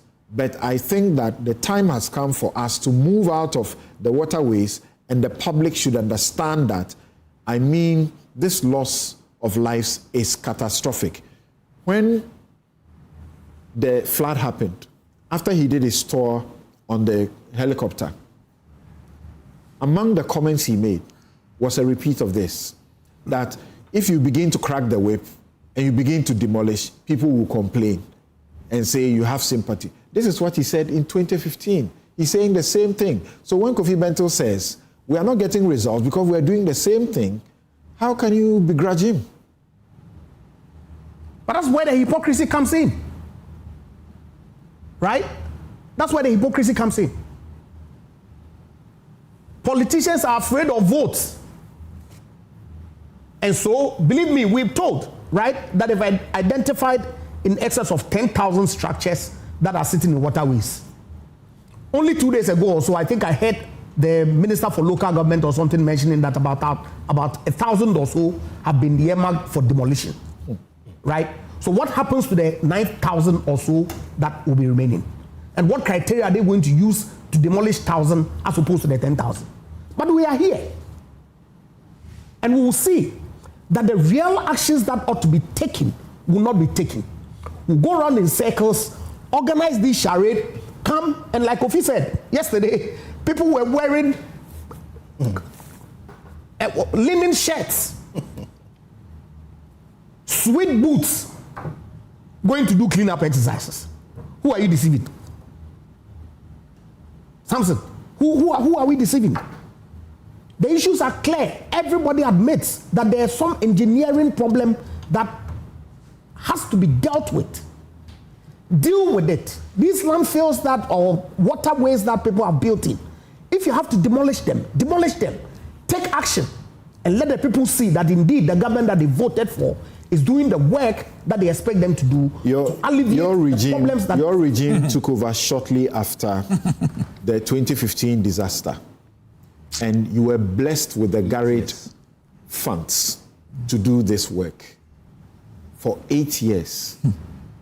The storm drains work you did. Don't continue. Should we have been here? That question has the also Garrett been funds asked. were not for 8 years. The original loan itself was approved in 2019. COVID happened in 2020. There were some adjustments to the program. Subsequently, some additional funding was approved, I believe, in 2021 or 2022. Now, I hear, and you see, Garrett had 5 components. 2 or 3 of them, or 2 components were prior actions. The 3rd component was the actual construction. Were the prior actions not completed? In fact, was the 3rd component not commenced before the Akufo-Addo administration left office? Yeah, of course. The work Who delayed? The consultants, the research, Absolutely. all of that was completed. And I hear people say that, oh, you've been granted loans and you are using the money for training and engineering works. How can you construct when you haven't done engineering? Indeed, and in fact, Parliament, when approving the loan, knew the components. They approved the components. That included the training and engineering, and necessarily you need to do the engineering before you do actual construction. And in fact, actual construction started under the Akufo-Addo regime. We are told, per the World Bank's own update on the program, that when our friends in the NDC came into office, right, what did they do? They delayed the implementation of the program because of the so-called fiscal consolidation regime that they wanted to introduce. Funds that were supposed to be released to contractors to continue the work were delayed. So how do you blame Akufo-Addo? But subsequently, they have released much more to ensure the actual work is done. But Samson, than all the period you had. You see, what do you mean by all the period that you had? All the period that we had was intended to do components of the program. The engineering were they not done? Okay. Or the expectation was that we will start the construction before the engineering. All right. You've been heard. So let's not Thank you.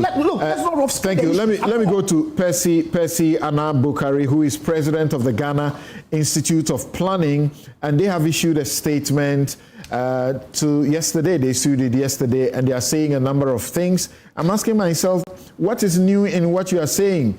We need to protect waterways and wetlands. We need to restore natural and engineered drainage system. We need to strengthen planning and development control. We need to invest in climate resilient infrastructure. We need to enhance preparedness and resilience. And we need to strengthen institution and financing. What's new in what you're saying? And are you sure you're being listened to at all? Yeah.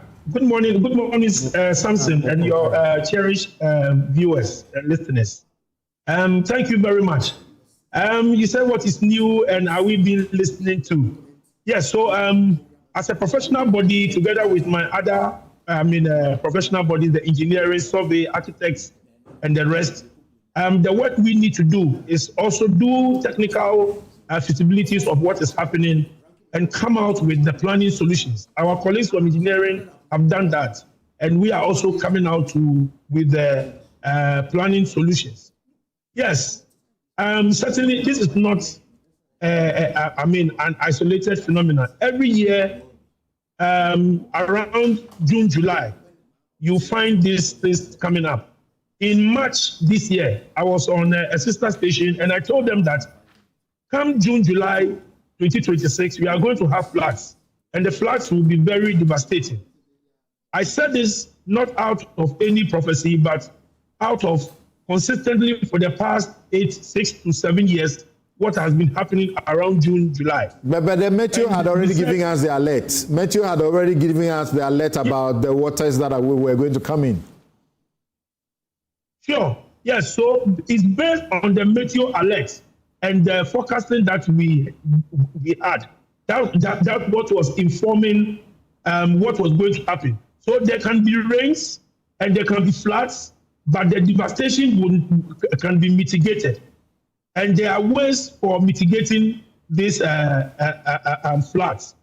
The first one that we said is that we should put a halt, a temporary to permanent halt of the building on waterways and also the hills that we have, which are the watersheds for most of the drains that come to Accra, the mainland Accra.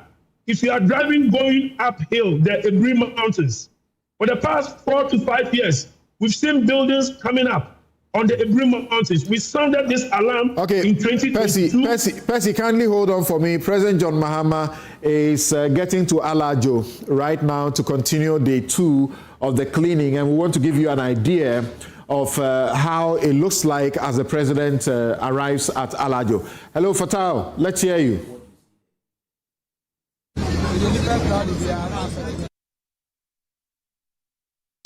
Basically, we are right at Alajo, where the president is set to arrive in the next few minutes to join some top government officials who are here. I've seen the minister in charge of local government. I've also seen the Greater Accra regional minister and some senior government officials who are here at the moment. And as I speak with you, heaps of refuse have been cleared here. Early this morning, in fact, around Alajo, heaps of waste were scattered around the whole place. But as I speak with you, they've been able to clear many of that. Let me engage the local government minister just to appreciate what this particular exercise is going to. Honorable, thank you very much. Your Life on Joy News. Talk to us briefly. I know the president is almost here, but talk to us about the heaps of refuse that are scattered around the city. How do you intend to clear all of that? Yeah, we are not ending today. The president is coming. We have ordered for another additional trucks. You could see that there are about 40 or 60 Atlanta trucks that are coming to augment whatever we have here. And it's not only here. If you follow this road you see that there are plenty parked there.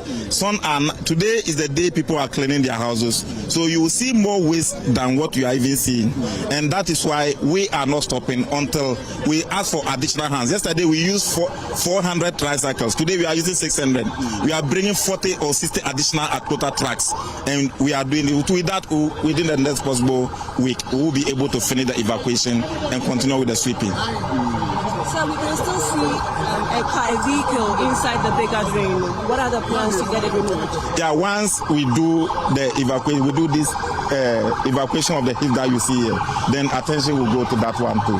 We were on it yesterday and we couldn't finish, but that does not mean we have abandoned it. We'll go back to it. Can you give me the number of vehicles that were removed from it? I may not be able to give you the specific because it is a nationwide exercise. So the president is here, and yes, so the minister would have to welcome him. But as I speak with you, they've been able to clear some of the heaps of refuse here at Alajo. The president himself yesterday was here.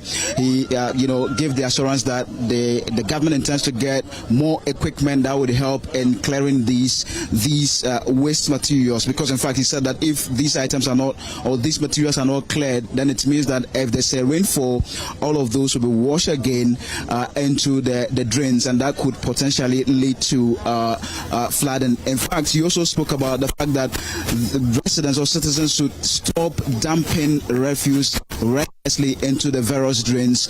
When they do that and there's flooding, it's their own lives that will be affected. So the president has just arrived here, and he would soon get briefing from the Greater Accra Regional Minister and that of the local government minister. They were here earlier to supervise the clearing of the refuse here at Alajo.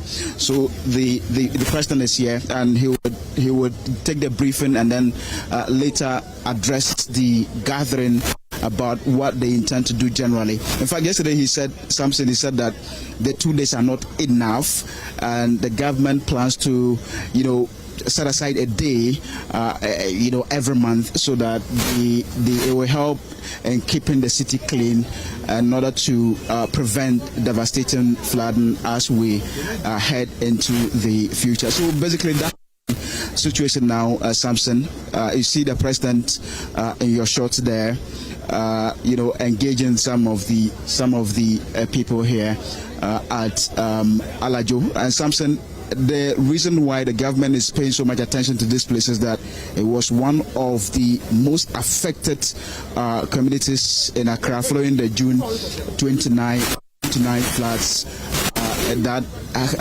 inundated the capital. So that's the president in short there at the moment, speaking with some of the security officials who are have been very instrumental in terms of helping to clean the places within the city. And he's taking brief from them. After that, he would just walk to the. Then the president of the Ghana Journalists Association, Albert Kobnafo, is also here.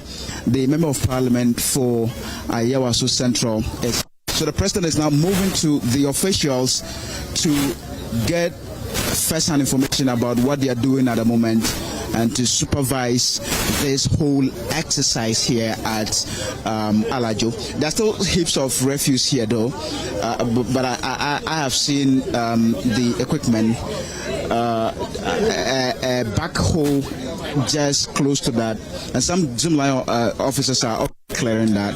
So I'm sure maybe in the next few minutes all of these refuse here would be. All right, Fatah Bayaga there is following the president at Alajo. As and when the president begins to speak, we'll get back there and hear what new he has to say. But I was also interested in the question that I heard a lady journalist ask the minister about the fact that, cars were swept in some of these huge drains, and there are still some sitting in the Alajo drain there. I have gone through that place and seen them, mountains of the refuse. Thankfully, Fatah says the refuse are being collected, but 11 days and we have cars that were left in the drains still sitting in there. He didn't seem to have a direct answer to that. Yes, Bernard, quickly. Sorry, I was actually with Percy. Percy, you were making the point about what you intend to contribute through the release you have made, and hoping that you'll be listened to. Let's get you to finish up on your points. Okay, thank you very much, Samson. So we said we should protect the waterways and then the wetlands. You know, the drains, why Alajo is receiving a lot of the issues are that is I think the last but one major settlement before the water enters Kole. It takes its source from the mountains and it goes through Abokobi, it goes through Madina, it goes through areas around Oyarifa, Abofun, before it gets there. And that is just the Odo. There are other basins that are tributaries to this same drain. So once it goes in there, then it gives them the impact. What we are saying is that we should halt the wanton destruction of the vegetation on those watersheds, that is the hills. So as you are approaching the Ebri area, even the cliffs, the sharp cliffs or edges are being built on. If you go ahead and allow them to do those developments, it takes away the topsoil. People build there, the runoffs go straight into the drains. And we don't have well-built retention ponds. We need some retention ponds. There were a number of retention ponds in the past. For those of you who are aware, the current location of the DBLA head office, which is around Rabbit area, Transitions area, that whole area and those enclaves are wetlands. So government is even complicit, you know, when we are blaming indiscipline on citizens who are building on waterways. Well, how did they get to build in the waterways when officials of the local assemblies are there and should not allow the buildings to come up in the waterways and the Ramsar site? Last week we had a Garrett official here who showed us a picture that doesn't give you a good future at all. Places where 10 years ago, 5 years ago, 3 years ago, even 3 years ago, were not as dense and overtaken by development, where there shouldn't be any development, are all being taken over. And I ask the question, sir, you are the ones talking about, you know, planning and so on. Those structures that are supposed to be demolished, when we demolish them, the concrete and everything is left. Let's hear the president quickly. Back in. And so today we're going to concentrate on scooping all that garbage we took. Yes. To the dump sites and go and dump them. But we know that if you look at the city and all the garbage we've taken out, we cannot do it in one day. So we'll all help to do it today. But agencies will continue until we're able to clear all the garbage that was. We've had more than 9 years ago. Unfortunately, they were not put into operation. So we've asked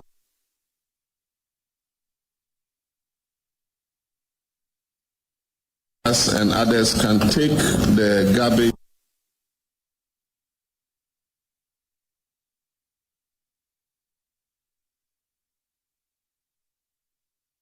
big truck.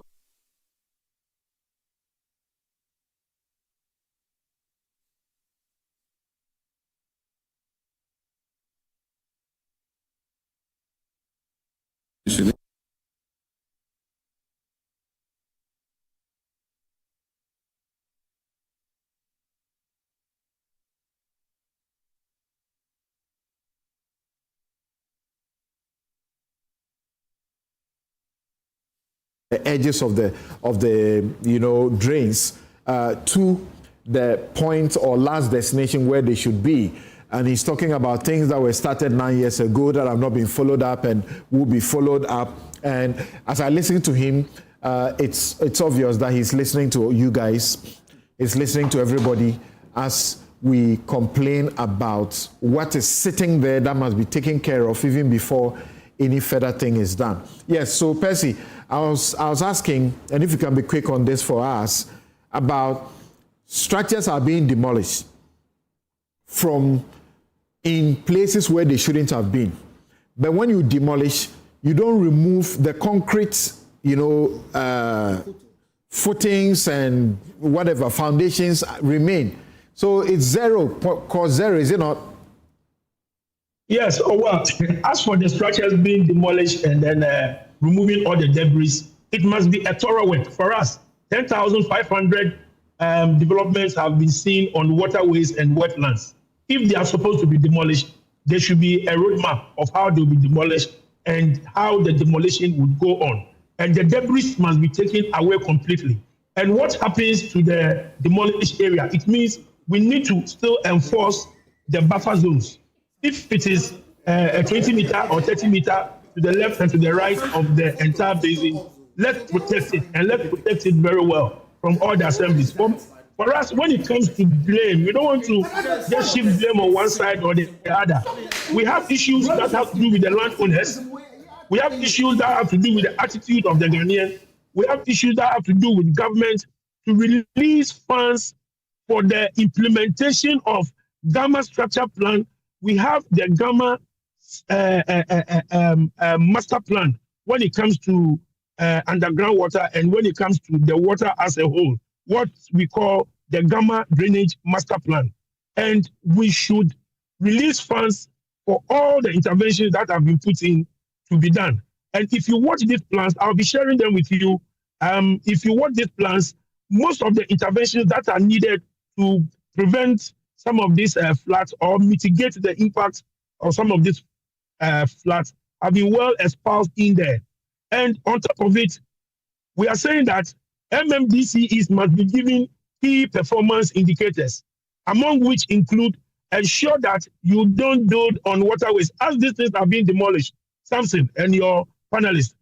Today, by next week, special planning committees are going to sit on applications that have been made by developers. What are we doing to prevent further building on these areas and in these reserved areas? What are we doing? So immediately we should have a comprehensive plan to name and shame all the chief executives, coordinating directors, planning officers, works department people who have appended their signatures to all these permits must be named. And once they are named, we do an investigation, and we ensure that we give them the necessary punishments that we need to do. Thank you. And once we do this, the whole system will take us serious, and then we would have these things. Thank you very much, Percy. Thank you very much, Percy Anab Buguri, who is president of the Ghana Institute of Planning. They have issued a statement and suggested many things that they believe, if government pursues them, will bring us solution. I'm too familiar with this. They're happening all the time. It's about what action we are able to take. Let's wrap up. Yes, Bernard. Yes, so I was asked the question when President Mahama got to know, and I answered that President Akufo-Addo, yes, on the 3rd day of June 2019 in Canada, President Hanan Rearrest Nkokɔ met with the Ghanaian community in Canada. And he said this, if you look at graphic online, he stated that the perennial flooding in Accra is heavily driven by indiscipline rather than just poor engineering, noting that some residents persistently dump refuse into gutters when it rains. He further stressed that no amount of government investment will solve the problem unless citizens change their attitudes. Read more. I don't have time. So this is what the then President Nana Addo Dankwa Akufo-Addo told the Ghanaian community in Canada. And he even told them that they should advise their people back in Ghana not to be, indulging in that. So it is not just President Mahama that has seen it. Under when my senior brother knew and was a minister in the government, his president said that. But you see, something, and that is where my shock is. I thought that we were doing this thing, devoid of partisan politics. But he came in and then a government, his own government, who declared on the 24th day of April 2017, Nana Addo Dankwa Akufo-Addo, who declared that he will make Accra the cleanest city in Africa. He is the one talking after 8 years. What did we see? The cleanest city in Africa. We are not ashamed to now come and defend this and then blame another government. At least President Mahama is still in office. 1.5 years, say he is failed. You may say that, but at least he has time to right the wrong. You did 8 years. You established a sanitation ministry. Something, relax, wait.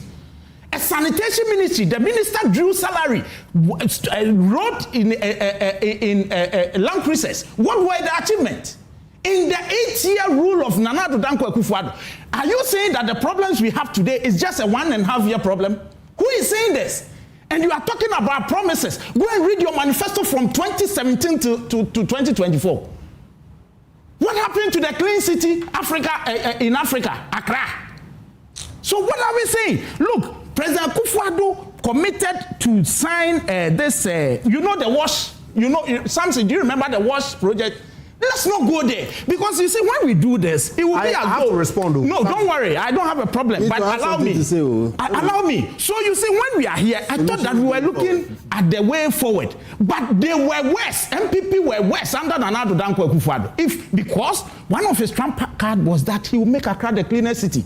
At the time he was leaving off. That is why after he made mention of that on the 24th day of April 2017, and he realized that the thing is not as easy as he thought. He went on to Canada long before Jacob Echebilamte. Thank you. I didn't even want to. I remember giving the same responsibility. I remember. So Samson, it is a problem of all of us. But if you come and then you decide to take, I don't have a problem if you say that. But that is what we started. And we all admitted. I sat here and said that it's a problem for all of us and with all of us. But if you come and then you now want to pontificate as though His Excellency Nana Addo was any better. He was worse, in fact, because he declared that he will make it. And I'm asking you have been around for a long time. You remember the WASH project? Yes. The 1.7 billion. What happened to it? It's a mess. What happened to it? I didn't see anything. So you see, you don't come today and then make it as though you did something better. You were worse. You were terribly worse. All right. Samson, no, it's important that I respond. You see, you can say all that you want. I'm saying that at the time in May 2024 that President Mahama, then candidate Mahama, was making this comment before, he had been president before. He had been president before Nana Akufo-Addo. He knew the issues. He saw May 9th. He knew it. Yet, rather than at the time in 2024 attributing the problem to indiscipline, he blamed Akufo-Addo. And then went further to make promises in his manifesto that was launched in August of 2024. I shouldn't hold him to account on his manifesto. Before he blamed Akufo-Addo. What are you talking about? Before he blamed Akufo-Addo, I have read to you in 2015. I agree. He blamed it on indiscipline. Not a problem at all. So then again, it comes back to the hypocrisy. So when he is in power, when he is in power, it's indiscipline. When he is in opposition, it's another. Please, what are you talking about? Look, whether I like it or not. What about Akufo? MPP lost an election. You won based on this, and we'll hold you to it whether you like it or not. We have more time. So don't tell me about my West. But you were West. It doesn't matter. 8 years. You were in government. Let's focus. And we'll hold you what? Let's focus. We are still in power. But you were There's West. always a point to start, and the president is showing leadership by what he did yesterday, today also is continuing. So let's see how he goes. By this PR gimmicks, the president is inspiration. Symbolism to inspire. Inspiration. I'm not inspired. If you are, hallelujah. What I'm going to say will sound controversial. I want to work, but please go ahead. Please go ahead. You do it. The reason why I'm saying it is because I'm worried about the quality of the thinking and all the things that have been thrown out. For instance, dredge the Kole. The Kole has been dredged for the past 20 years. And I said way back then that the dredging of the Kole will not work. It's simple. The Kole is a river in its mature stage about to enter the sea. When the river meets the sea slows it down. And if there is anything, or there's usually, stuff in the thing, it will deposit. That will not change. It's the geography of this place. I don't have time to explain it. So dredging the Kole won't work. Don't go and waste our money there. The way to do it is to create locks. Those who can't understand it, study what the Dutch did. Okay, number one. Number two, demolition won't work. Demolition won't work because you are going to do what you call demolish somebody's property on a waterway. The waterway, riparian soil is soft, it soaks water. Okay, when you compact it and you build on it, you have changed the nature of the soil. If you demolish the building on top of it, it doesn't change anything. Unless you restore that space. We'd never do that. Now, you can actually reclaim that land if you are prepared to engineer and make sure you create more space for the water that used to go there. Again, study what the Dutch did. If you are not sure, just Google how the Dutch tamed the sea. It's good you posted the alert and the warning before you made a statement. Yes. But an engineer had said this to me also, that demolishing is not the way to go. It's already happened. Yeah. We can re-engineer. We should re-engineer because, you see, development is never in abeyance. You would always develop. And when you develop, you come into conflict with nature. When you take off some areas of nature, you have to compensate nature. So that's what we need to do. I'm saying this because there's a lot of thinking about all these things. And again, then the politicians tend to do the easiest things. Go and demolish things, and then people will see, oh, you are doing something, they leave it there, nothing happens. So please, this is not the way. Again, it comes down to getting the right professionals and putting them to work over time.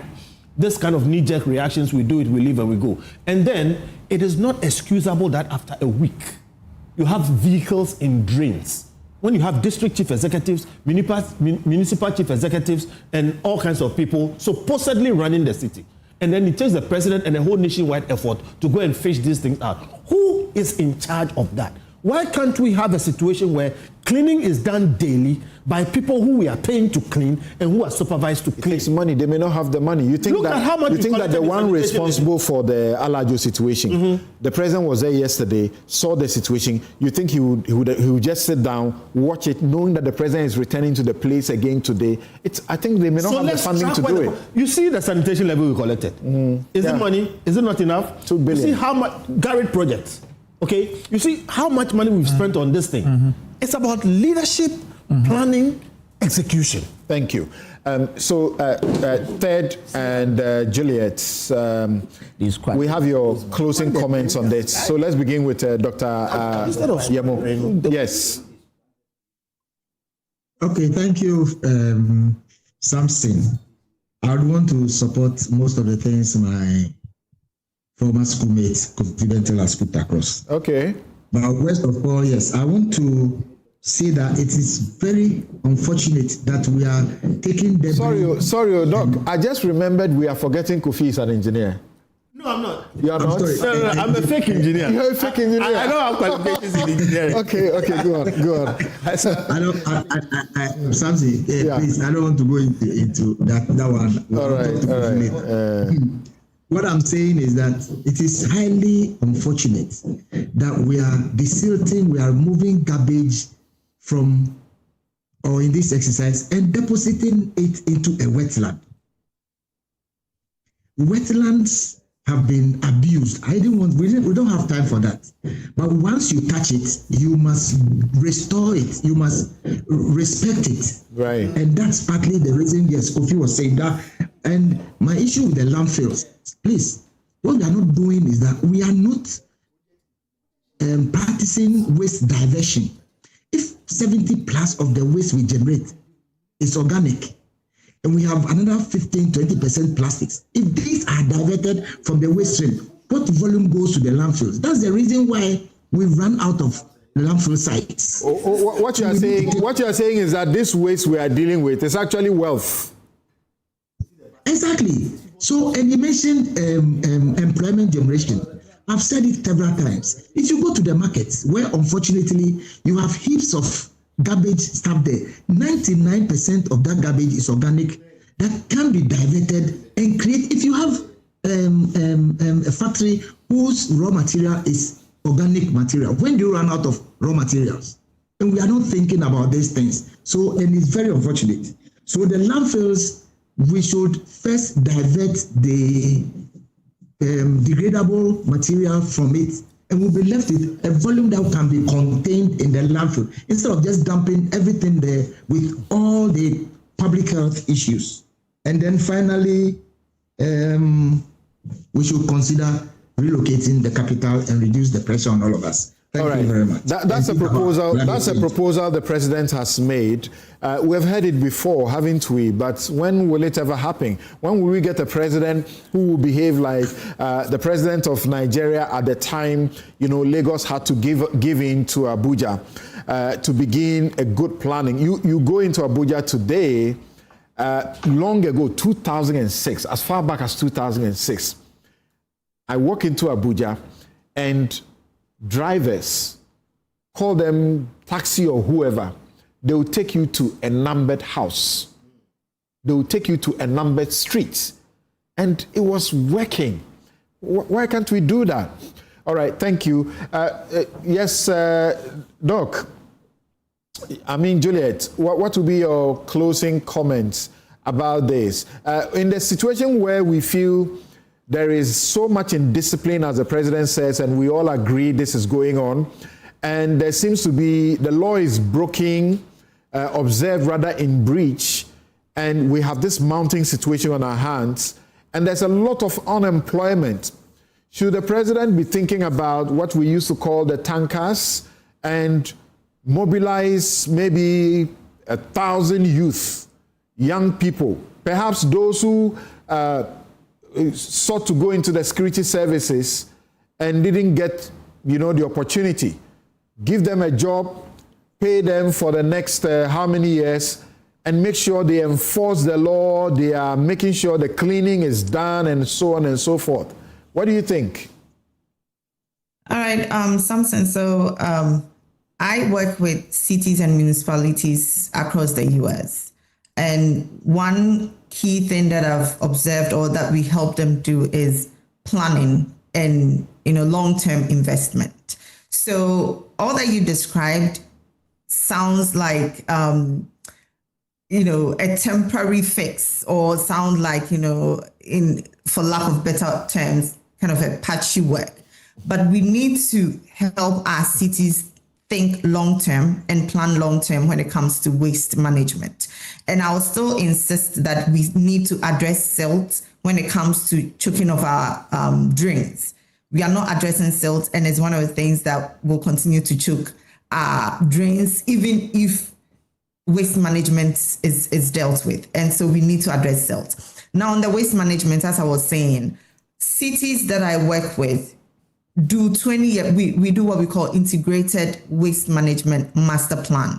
We do 20-year planning where we take into account the number of people in the city, the amount of waste generated, the types of waste generated, right? And then we do, let's say, 20-year projection. In the future, in 20 years, how much waste are we estimating to produce? Now, after we do that, we look at, okay, which parts of the waste? And so I am glad that Dr. Yemo even went into that. Which part of the waste can be recycled? What can be recovered? And based on that, we make provisions for what cannot be recycled that needs to go to landfill. And then we have engineered landfill sites. In Accra, we don't have enough engineered landfill sites. So the waste that we see dumped anywhere is because partly the citizens don't have, provision. Provision is not made for them to do the right thing. You barely see waste bins around, and even when the waste bins are full, they are not picked up. So even people who want to do the right thing are not able to, do the right thing because the waste will sit in their houses or in their shops, in the commercial areas for a long time, and nobody is picking up. It's because our waste landfills are full. And so I even heard the regional minister, Accra regional minister, saying that for this particular exercise, some dumping sites that were closed have been instructed to reopen to accept some of the waste that they'll be collecting today. Why is that? That is not a long-term solution, or, after today, what next? Are they going to be opened still, or are they going to be closed? Because those were illegal dumping sites, right? But we are reopening them to accept the waste that will be collected through this cleanup exercise, which shows that there is an underlying issue that needs to be dealt with. And it goes back to the long-term planning that I was describing, providing adequate bins, providing resources for waste collection. And when that happens, then the city ensures that private waste haulers are paid well to do the collection and sent to either landfill or recovery. And the organics, I'm glad that Dr. Yemo talked about the organics. We can convert it to renewable energy. We can convert it to compost fertilizer. All these are tried and tested technologies that that are available, right? And all these are beyond indiscipline, or they are beyond an individual's actions. These are structural provisions that need to be done by local governments or by the state. And this is what will help people do the right thing. And then on top of that, having people to enforce the laws or make people do the right thing. You can't just say indiscipline and leave it there. You have to enforce the laws. In America, people don't just litter, not because, they don't like littering. It's because you be driving and you see that littering, fine, $1,000. And there are cameras that are monitoring. And that is because human beings will naturally not, do the right thing. You have to enforce the laws. So that part, I think I would like to stress that we need to make the provisions, the long-term planning, the engineered landfill sites, and enforcing the laws. And this will help us get somewhere when it comes to a cleaner environment, and not just think that, because people are indisciplined, we cannot have cleaner cities. And we need to cure indiscipline first. Let's have more structural systems that makes provision for people to do the right thing. And then we can punish indiscipline. So that's what I'll add to that. Thank you very much. Thank you very much. And as we wrap up this and move on to the next subject, I'll want to appeal to the president. I know he's listening to us now, and those of you who are with him, maybe you would want to consider that you can ensure that whilst you establish the sanitation and special planning enforcement, you can have a special planning enforcement corps. I'm talking about the recruits for security services who don't make the cut. There are thousands of disciplined, fiscally fit young Ghanaians who narrowly miss the final cut for the military, police, and immigration services recruit. You can direct those of some of these vetted applicants to be pulled into a dedicated enforcement corps under, say, a fixed 5-year tenure, arm them with strict enforcement mandates. They will provide the continuous boots on the ground presence for our local assemblies because they lack that. And having also had the community service bill passed, maybe, Mr. President, immediately operationalize it by ensuring that the secretariat is put in place so that there will be immediate activation of the secretariat for that to also do some work. All the money in the garage and so on, we can push some of it as salary for these people to work. Yeah. There is a lot of indiscipline in the city, for instance, parking offenses. All right. Please, we can monetize indiscipline. Correct. Okay. All kinds of people are parked in wrong places. Told them, find them, you will make millions every month. Use it for sanitation. So, Mr. President, monetize indiscipline, use that money to pay these young men to sort these things out. We need a dedicated force and proper thinking and engineering to solve the sanitation problem. Communal labor won't solve it.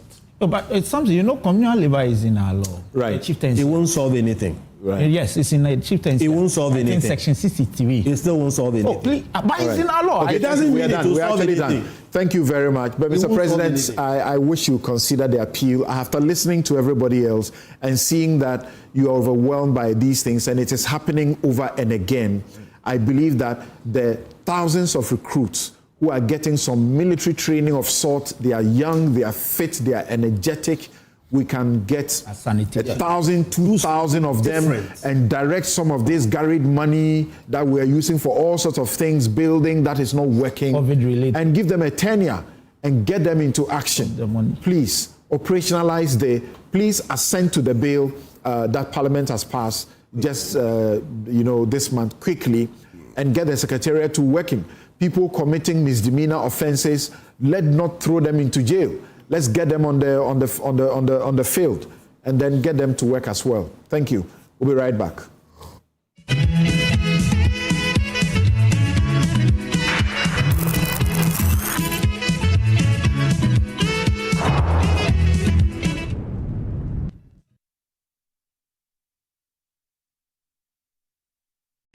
Another week is here on the greatest of all time show. My name is Giovanni Clip, and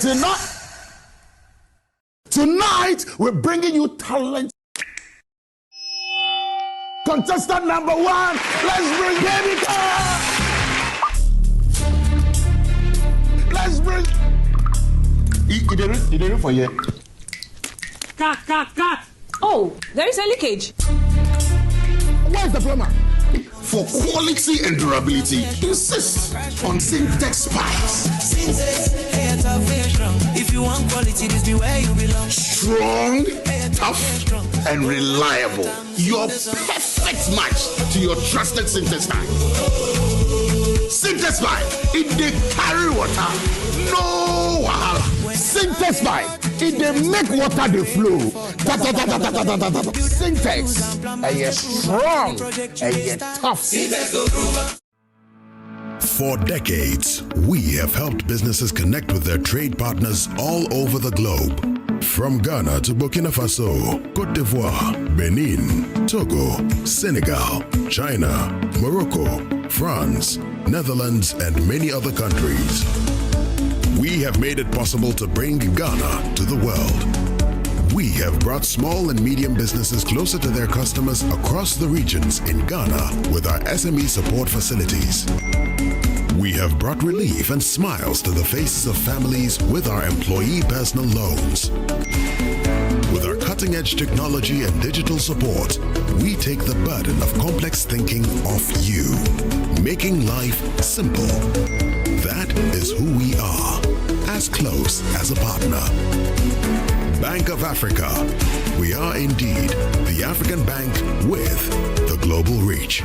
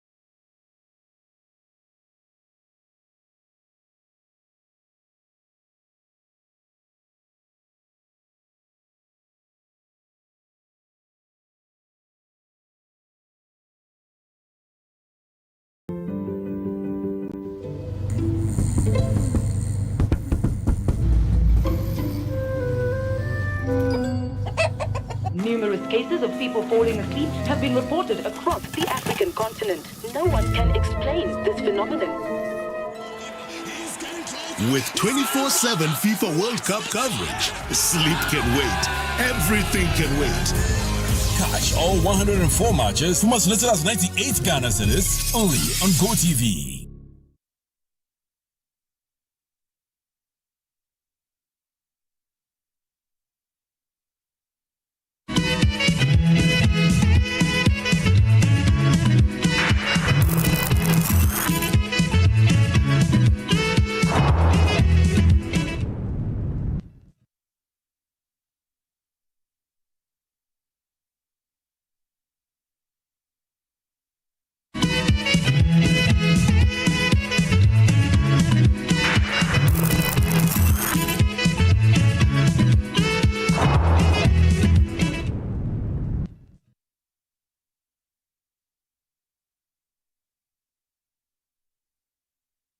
Welcome back, and let me share some of your messages with you.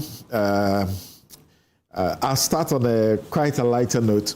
Cedro Leonard, is a lawyer, a very good lawyer I know, and he says, is it by happenstance or by design that all your studio guests have bald heads? You take off your car. I do.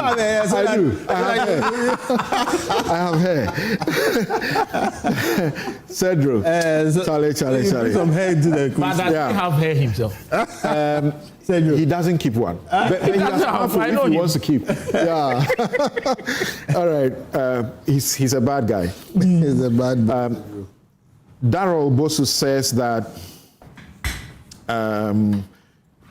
Dr. Juliet Ntiamwa and Percy Anab have said it all. We need bold, long-term fixes. Thank you very much. And then, who is this? Says that sometimes I see Joy News always want soundbite for their newsroom. If not, the politicians need to be ashamed every day they open their mouth. We pay presidential staffers huge sums of money and pay less to engineers, planners, and spatial analysts, and we expect them to succeed. We honor talkatives, and these talkatives assume they are wise, but they know they have nothing to show. Lecturers are all leaving classrooms to the TV and radio to join the talkative because it pays well. Oh, really? It doesn't really pay. This is commitment, sacrifices that people make. This is from Victor Apaga. People don't get paid coming to the television to talk. Hated. You're right, they get hated. Oh, okay, you mean politics. I think that's what he means when he gets into politics. Prince Henry in Koforidia says, our problem in this country is politicization of everything. When we politicize it, let's still solve it. Why does the politicization stop the solution? So I don't get that part. In other parts of the continent, waste products are used to make money and create employment. God bless our homeland, Ghana. Thank you. And that's what I was saying. And you heard my direct appeal to the president. I hope the president begins to think about that appeal. This one, Nana Beyin, he says that it's true that the state is complicit in the indiscipline. And then he shows me the Sagleme housing project. Oh God, Sagleme housing project is still sitting there and rotting. Completely built across the path of two drainages are shown by the green. So he's showing me where we built the project. Around Legon, when we were there, 2001, 99, 2001, thereabout, 2000, 2001, thereabout, there were places somewhere down there that you could see their water containers outside of the gates down there.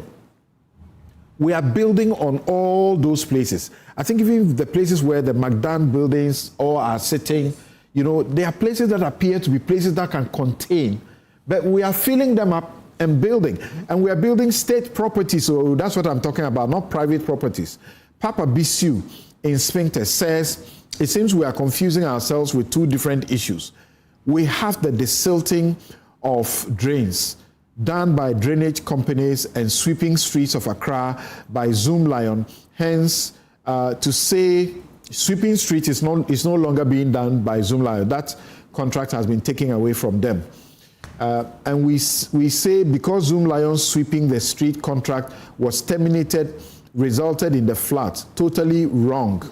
Please and please, the desilting drains in the gutters. Some of us are aware that the sector equally goes through some bidding processes where smaller companies also have a share of the national cake. We do not need to confuse the two sectors. That's desilting drains and sweeping the streets. Okay, I'm not sure anybody has spoken about what you are talking about here today.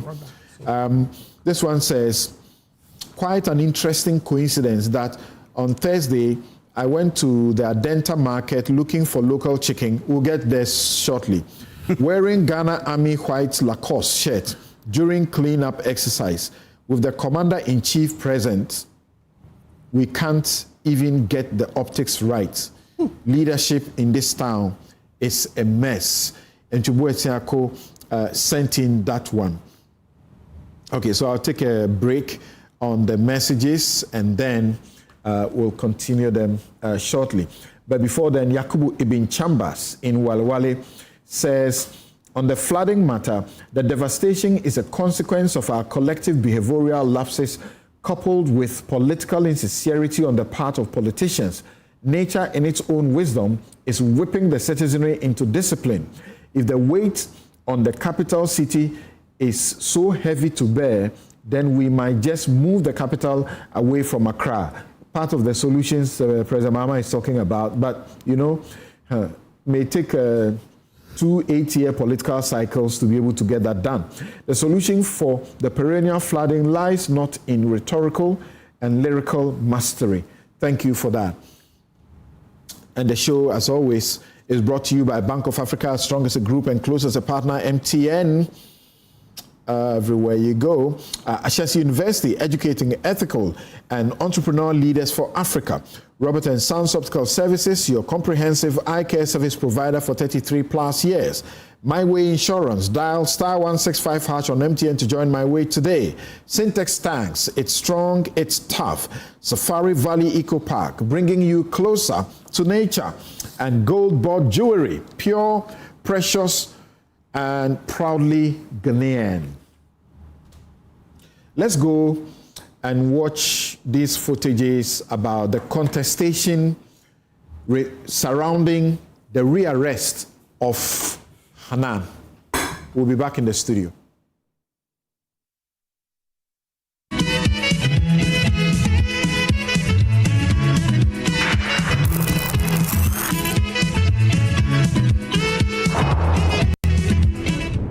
We were not given the opportunity to see our client at all. Indeed, we were told flatly that they don't allow lawyers to see their clients on weekends. And that's quite perplexing. I'm surprised. If a person is arrested, say on Friday night or Saturday, he will be in without access to counsel. I mean, that's the republic in which we live now.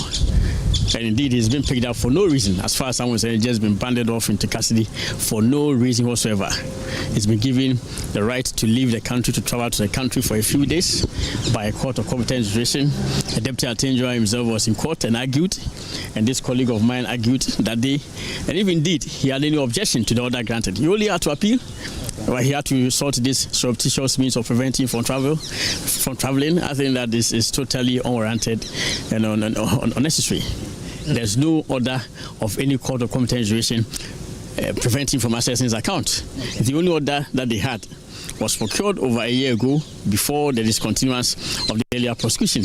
And we have a court ruling, a ruling of the High Court Adenta about 3 weeks ago to the effect that that order has lapsed. And that if the Attorney General indeed desires to come for a fresh freezing order, he has to apply to the court.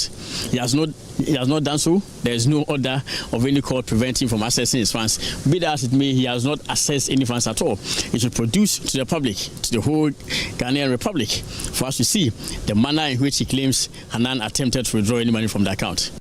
Because in the first place, there has been no attempt by Hanan Abdul Wahab to withdraw any money from any account of his.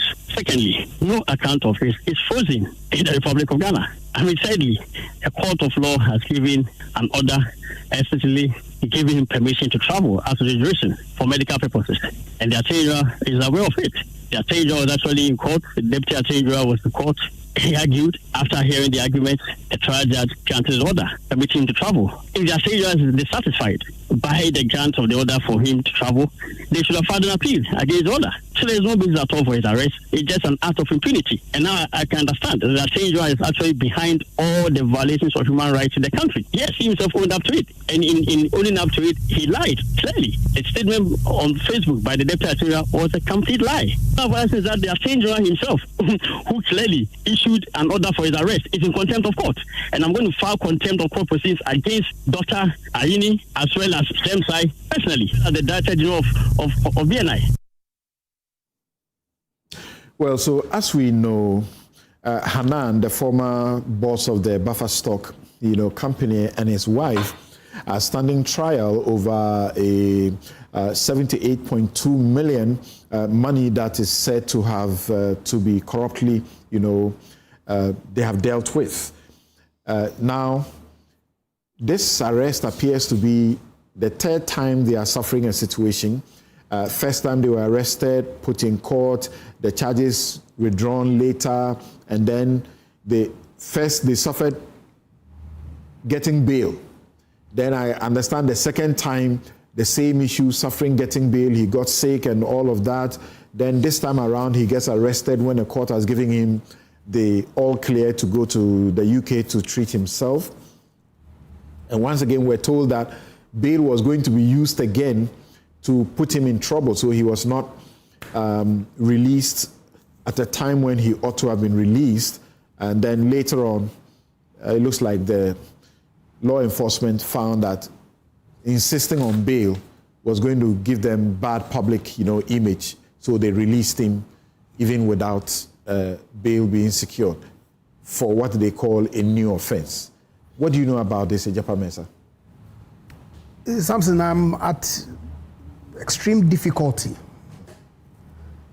because of the personalities involved at the Attorney General's office. Dr. Dominic Aini was my professor in the law faculty. Sremsa and I worked together on some case for a client of ours, and so I know him personally. I know their competencies. I know their position on the rule of law. And for the first time, I stand corrected, 2 law professors occupying the office of the Attorney General and Deputy Attorney General. We who know them professionally, and even the public, I suspect, expected that they were going to be, that fidelity to the rule of law was going to be what would guide their actions. But the happenings in the Attorney General's department, personally, leaves a lot to be desired. This matter regarding Hanan, and I've taken pain and liberty to go through all the processes. And I find it rather worrying that under the aegis of the Attorney General and the Deputy Attorney General of the Republic of Ghana, an order of court granting leave for an accused person to travel out of the jurisdiction will be handled in the manner that it was handled.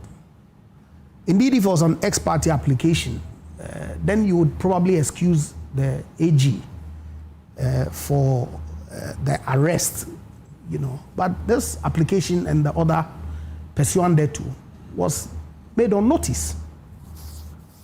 Hanan filed the application for the leave to travel on the 12th of June 2026. Motion on notice, application for leave to travel out of the jurisdiction for medical care.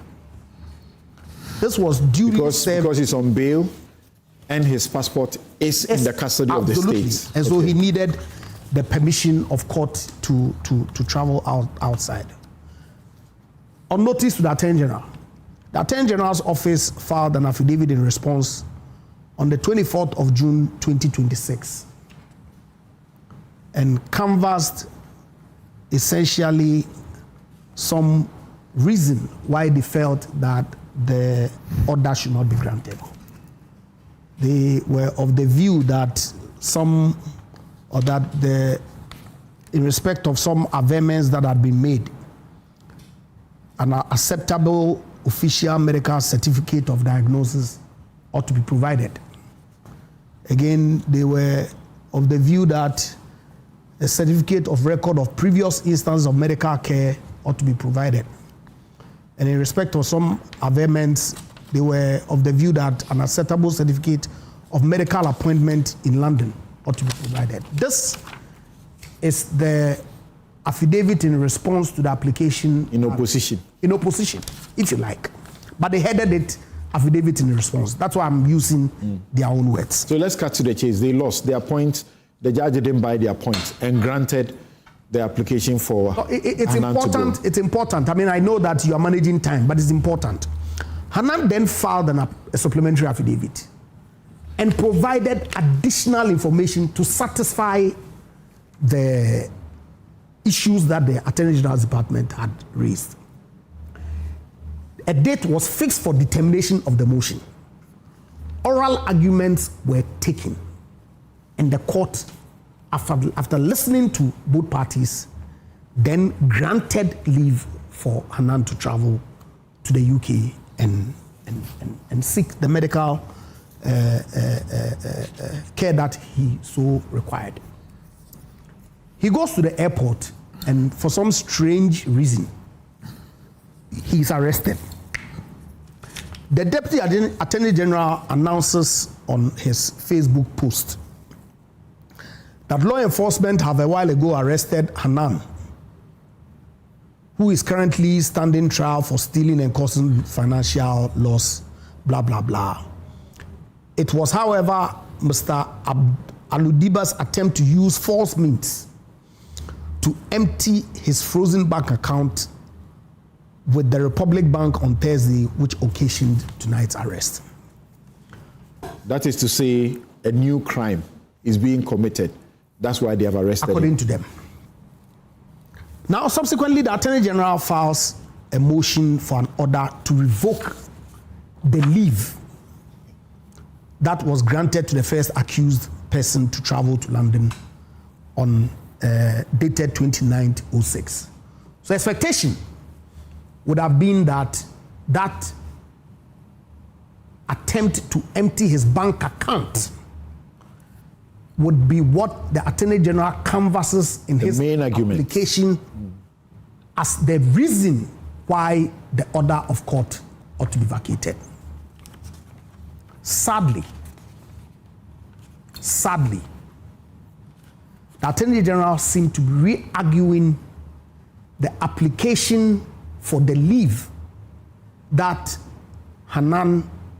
they argued, pursuant to which the court granted leave for the accused person to travel.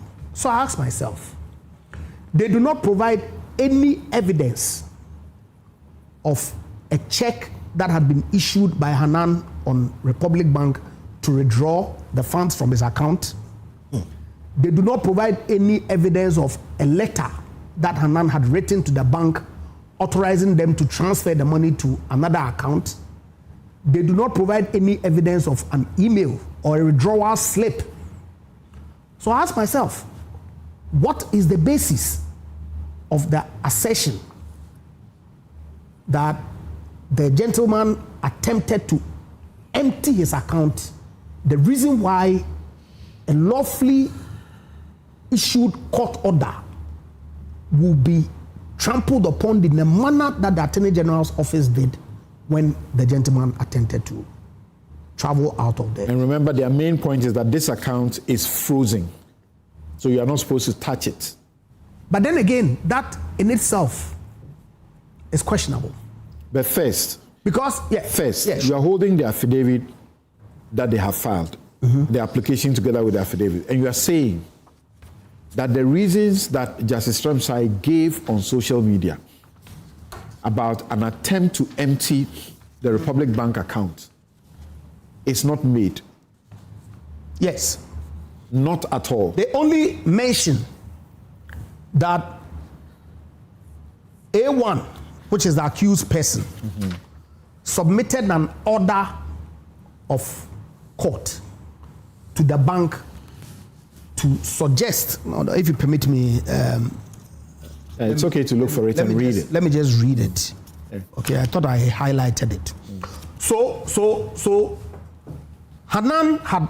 Whilst you are doing, let me look for the specific paragraph. Yes. Hanan had, in a previous matter, which was determined by the High Court on 20th of May, before His Lordship Justice Kwame Jan Osei, had sought for the court to vacate the order freezing.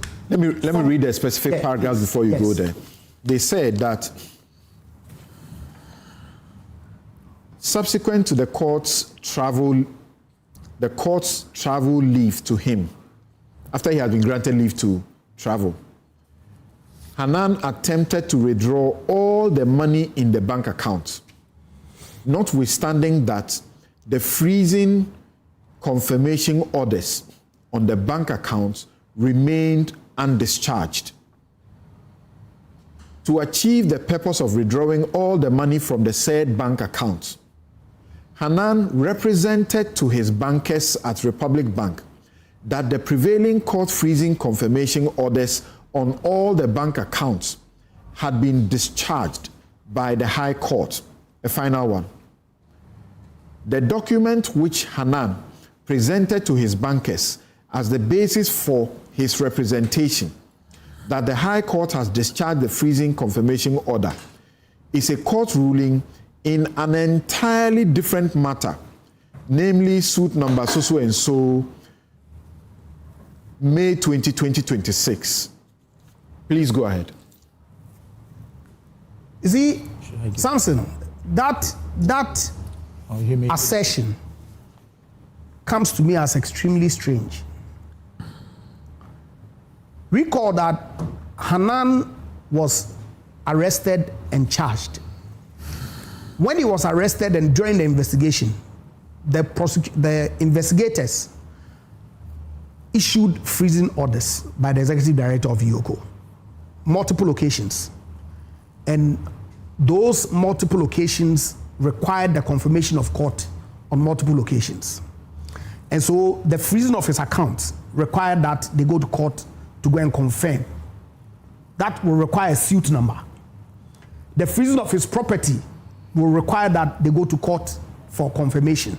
That will require another suit number. But all those different suit numbers related to the same investigation based on which he was charged. Now, the Attorney General discontinued that charge.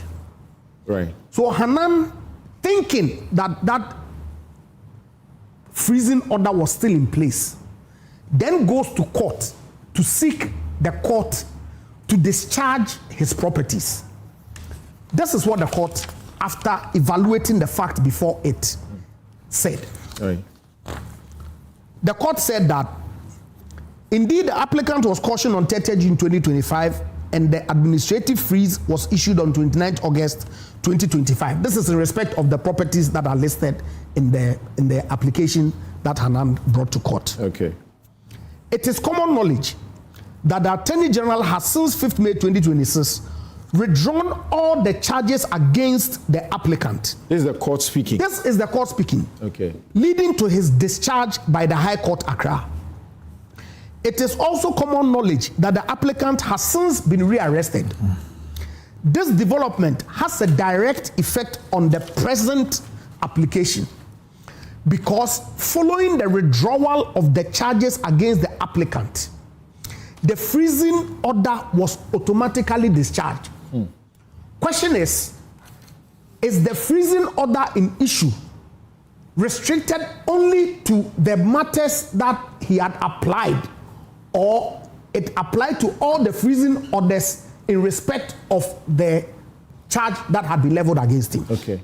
He took the position, or his lawyers take the position, and I agree with them, that by this general principle that was established by the court, all freezing orders affecting his property, including his bank account, had been discharged by reason of the Attorney General discontinuing. The judge's use is not just discharged, automatically discharged. Absolutely. Yes, because there's no case. Go ahead. And all actions that had been taken or all orders that had been given by the court pursuant to the original charge which had been discharged, all those actions go. Falling out. Okay. Completely.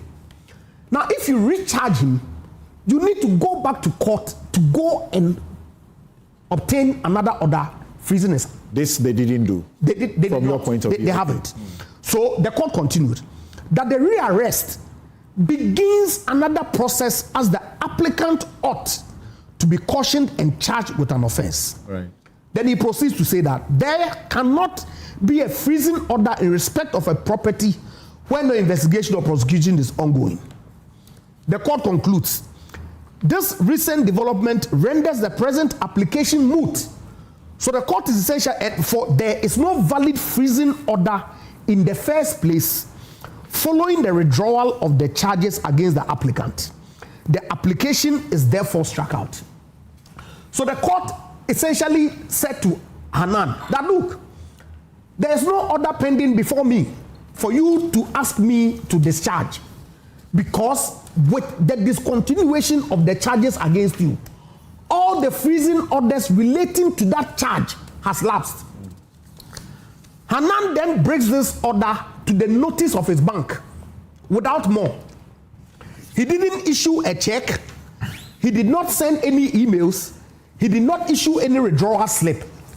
How is bringing this ruling of the High Court to the attention of the court? Are you sure about that? So yes, precisely. In the affidavit by the Attorney General, they say that after he sent them the document, they say that alarmed by Hanan's obvious misrepresentation, Hanan's bankers refused Hanan's request. What request is that? And immediately informed the Office of the Attorney General and the investigators at the Economic and Organized Crime Office of Hanan's efforts to, by false means, empty his bank accounts. Where is the exhibit evincing that? Because it would seem to me that if the Attorney General is alleging that Hanan indeed attempted to empty his account, he could only do so through formal means. Either a check drawn on the account, either a withdrawal slip filled to withdraw money from the account, or some instruction of sorts. Did they exhibit any such document to the affidavit? What is the... No. Please, let's deal with that before you go. No, they haven't. They haven't. What is the intention? What is the intention behind Hanan taking the court order to the bankers? The court order that says that all previous whatever have been discharged, they have fallen into whatever. So the Attorney General need to do things fresh. What is the intention? But of course, his accounts have been frozen. His assets have been frozen. He's gone to court for a discharge of some assets. The court informs him that, well, as far as I'm concerned, that is the court. There's no freezing order in place. What is wrong with he bringing that to the attention of the bank that holds his accounts that has been frozen? Okay. What is wrong with that? But the Attorney General goes further to make subsequent allegations without providing any evidence to support it. And now they go back to court with this application, seeking to relitigate the matter that the court of law has pronounced upon. Something is worrying. And I beg of my good friends, a lot of us have high regard for them. They being, me, I'm an MPP man, okay, wishing for Dominic or Sremsai's removal will not lead to me being appointed in their place. I wish them well. But the office that they hold enjoins them to act in a certain manner. It is not only this, I'm sure we'll come to the Abu Trika one. And you've seen the write-up that Oliver Barker-Vormawor has put on social media. About the state being abusive and disobeying court orders. It's worrying. Okay. Especially with the kind of petty I'll bring Bernard in. Thank you. I'll bring Bernard in. But let's Kofi come in. Let's Kofi come in here. Kofi, so what do you see? Look, what I see is a worrying trend. A worrying trend of the might of the state being deployed against one person in a crude manner that nobody. Not to interrupt you. Don't you feel that the Attorney General has a sense that in the previous regime, under Godfrey Dame, many of the people standing at trial got the same kind of permission to go for treatment abroad, counting from Sedina, Tamaklo, Opuni, there was that man who was standing trial with Atufo and Japa, who was eventually, as it were, Animana, who was eventually, the case was discontinued against him because his health was failing him. Don't you feel that they have a sense that we can take lessons from that history, that when these people get disorders and they go out, they say we are going, we'll be back. They may not come back. The point is, if that was their fear, then at the time when the man applied to the court for permission to go out, they should have said that. And they should have taken steps to stop that. And by the way, we have bilateral relations with other jurisdictions. There are all kinds of ways of making sure. That is when I come in and say that, look, we should focus on the things that matter. So specifically on the point you are making, if your fear is that the person will abscond, there are all kinds of other ways to prevent it. Okay? Now, what they did was not that. They actually went and arrested the guy at the last point. They could have arrested him on the road before he entered the airport. They could have arrested him the day before. They wait for the guy to get into the airport, about to embark, and then you arrest him, okay? And then the charge was that he was trying to access his own account. So it is not what you His own account that has been frozen. Wait, I said his own account because at the time, there was a discharge on the thing. The basis upon which the account was frozen had been vacated. And there was an order to that effect with the judge. That is what Ejapa read. So that's right. Expressly stating that there is no issue against him. So everybody would take that to the bank and say, this is my discharge letter, give me my money. It is for the bank to say, hey, I haven't been told, so wait. Or for somebody else to raise anything, but he has no problem whatsoever in presenting that to the court. So for somebody to raise that as if it is a crime, it's worrying. Attorney General is saying in court that when you went to court for the discharge, you went to court for the discharge in respect of your properties, not the bank accounts. It's a comment, which is actually judicial ruling, that says that affects your bank account.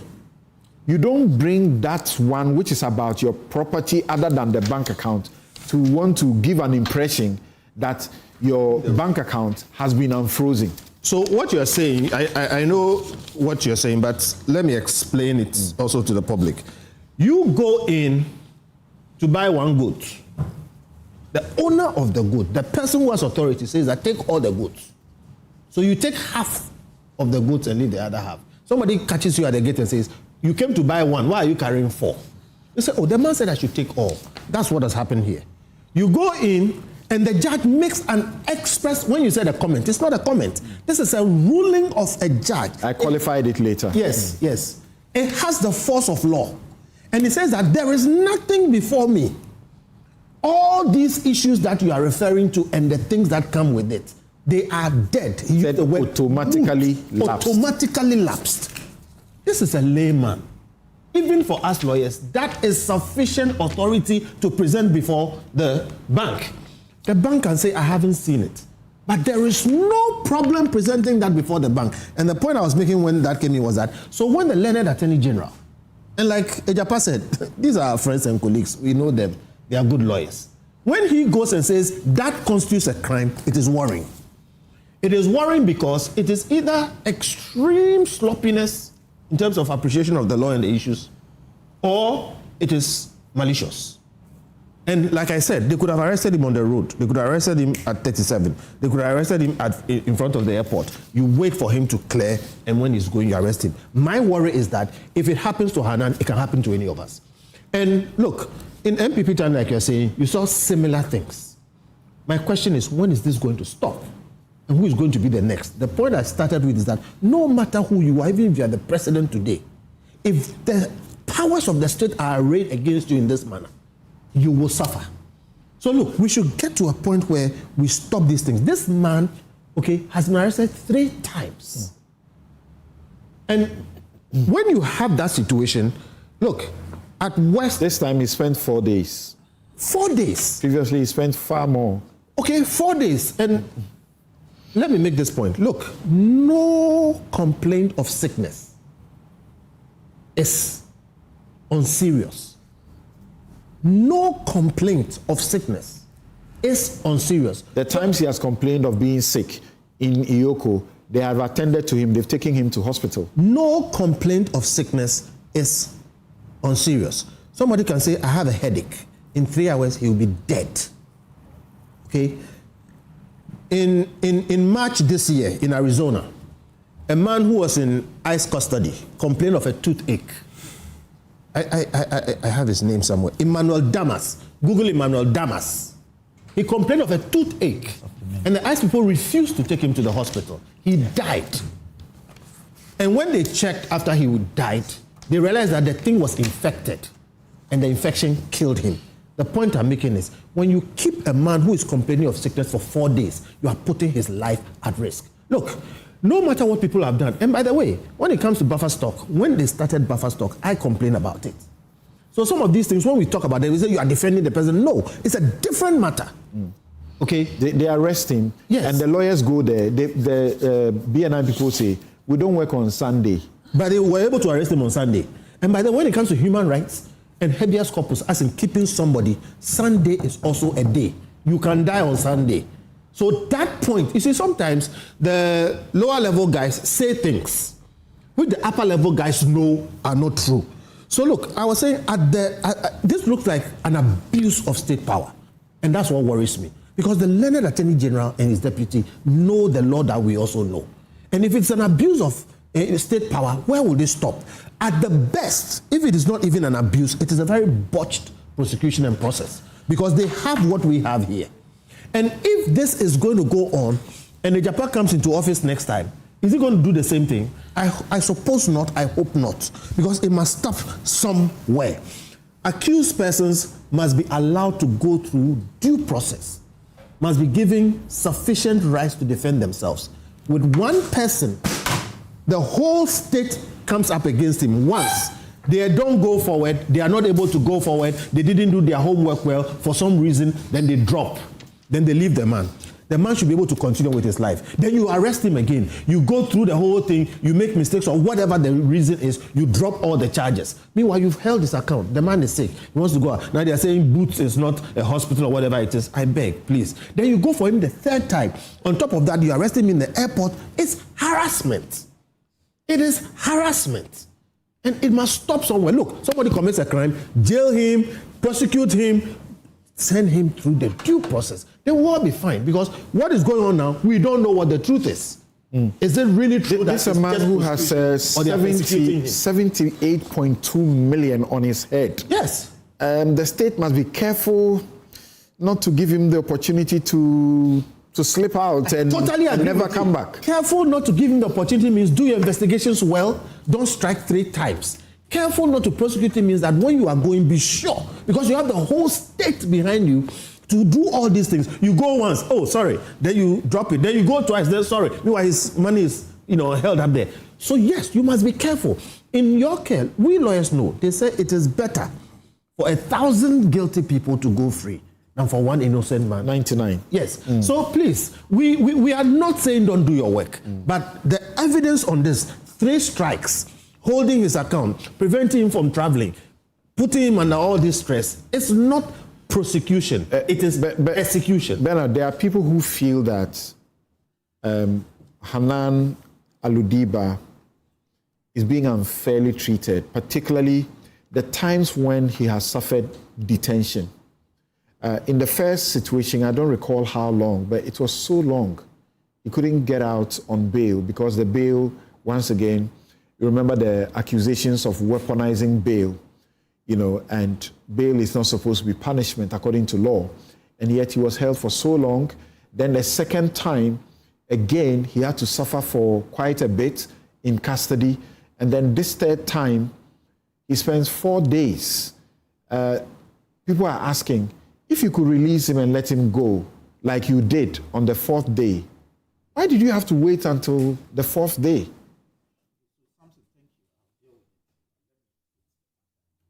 A right perspective. It's important, especially as you have put it, a certain narrative as though the state represented by the AG is on a certain mission. So let's put the matter to the right perspective. Look, as my senior Japa said, the gentleman filed an application for leave to travel out on medical grounds. The reason you see the affidavit deposed to by the office of the AG to be affidavit in response was that the first day when the case was called, the AG had not even filed an affidavit in opposition.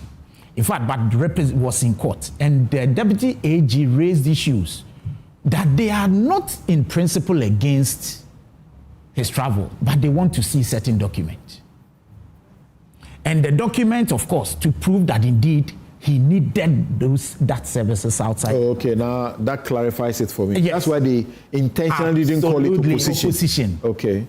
And it is even here, when you read paragraph 5, you will see that they said that they are in principle not opposed. You read it to the paragraph 5. The Attorney General is in principle not opposed to Hanan being granted leave to travel out of the jurisdiction for medical care. Absolutely. However, Hanan ought to provide the following particulars to enable the court to properly and effectively consider and determine the application. And then he brought those things. Those are the things the court granted him. And on the day when the application was moved, the AG was opposed to those documents. I mean, the document, they thought that it wasn't really documents that of course they did. And then the court still ruled that he be granted. And that's where I feel the AG should have, because after I've also seen something, you've also seen the documents that Hanan presented to the court as basis for that application. I have issues with them. A lot of people are questioning the judge's judgment. No. I disagree with him, and I have that right. I disagree with the judge, respectfully. And I thought that the AG should have appealed. The AG should have appealed immediately. So this is how to backdoor appeal? How a backdoor appeal? No, I'm coming to the issue. Not at all. Okay. I'll deal with the issue. But I'm saying that, for starters, the AG should have appealed. Because these documents are not enough. Something with you've done this for a long time. Look at the documents you have. In fact, and it's good that I have to deal with it. It's important. One of the documents is a document from Akufo-Addo Services Limited, to whom it may concern. Read the first paragraph. Mr. Abdul Wahab consulted me at this Legon clinic with the view of getting a referral letter. Is that how these things are procured? Is that how they are procured? This is the document he presented with the view to support his appointment with an ophthalmologist in the UK. Is that how it's procured? Look, these are the documents he intended using to procure the order. He has an appointment with an ophthalmologist, but there must be a referral. A referral. Then he sees a doctor to say, yes, I have an appointment, but I need a referral. No, you see, he is saying that he look, he had because a purpose, if you read what the AG said, they required a document, an acceptable official medical certificate of diagnosis. It's never here. He never got that. This is not a diagnostic document.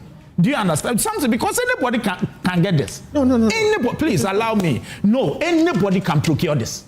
Anybody can procure this because it is not business as usual. He needed to convince the court that he needed those services outside the country. And this, for me, is not enough. Kofi Bentil said it's enough if you read the letter in full. Is that not what you're saying? Where does it say? The last paragraph says, my impression is that Mr. Wahab has alleged conjunctivitis. I have explained to him that he is a qualified doctor. I have explained to him that this is not curable but controlled with anti-allergic eye drops. Where is the diagnostic report? Did you hear what I just read? No, but this is not a diagnostic report. I beg you, a doctor says... So allow me. No. Okay, so it's okay. So let's agree. What's the form of a diagnosis? He's challenging both the doctor and the judge. So let's go. But I'm saying that I have a right to disagree. What is the form? Continue. Let me continue. Now, so that is what happened. The court ruled. The AG didn't oppose. So of course, the man was at liberty to travel within the terms of the order. Now, this man from there goes to his bank. From the court, goes to his bank and presents a document to the bank. A court order. Relax, please. He presents a document to the bank. And the document for him... We don't know how the document was presented, whether he went there or he sent it by email. No, so you said he goes to the bank. The information I have is that he was there. Okay. That's the information, at least. I've heard conversations that suggest that he just sent it. You didn't have to go there. Well, I know. I've also... Okay, go ahead.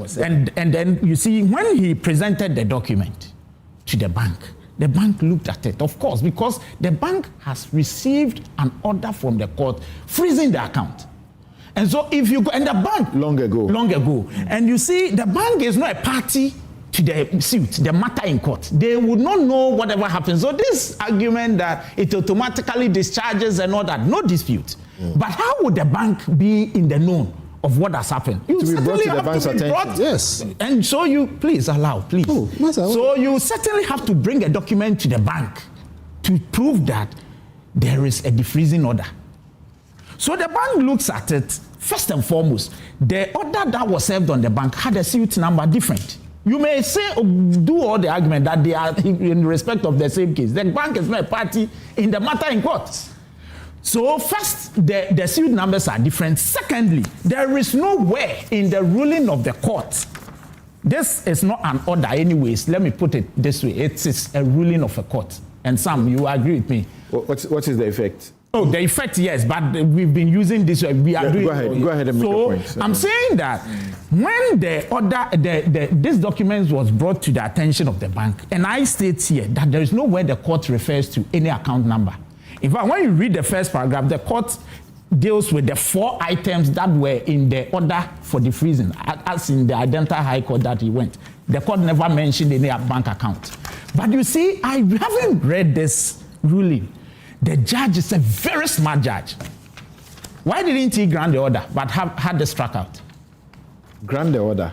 No, but the because order... he was telling them that yes, you have come to court for something. Yes. But the thing you are coming for, you don't have to come for it because the charges have been withdrawn. So relax. And since the charges were withdrawn, everything that was done on the back of those charges have gone with the wind. Hold on, let me deal with certain things he said. All right.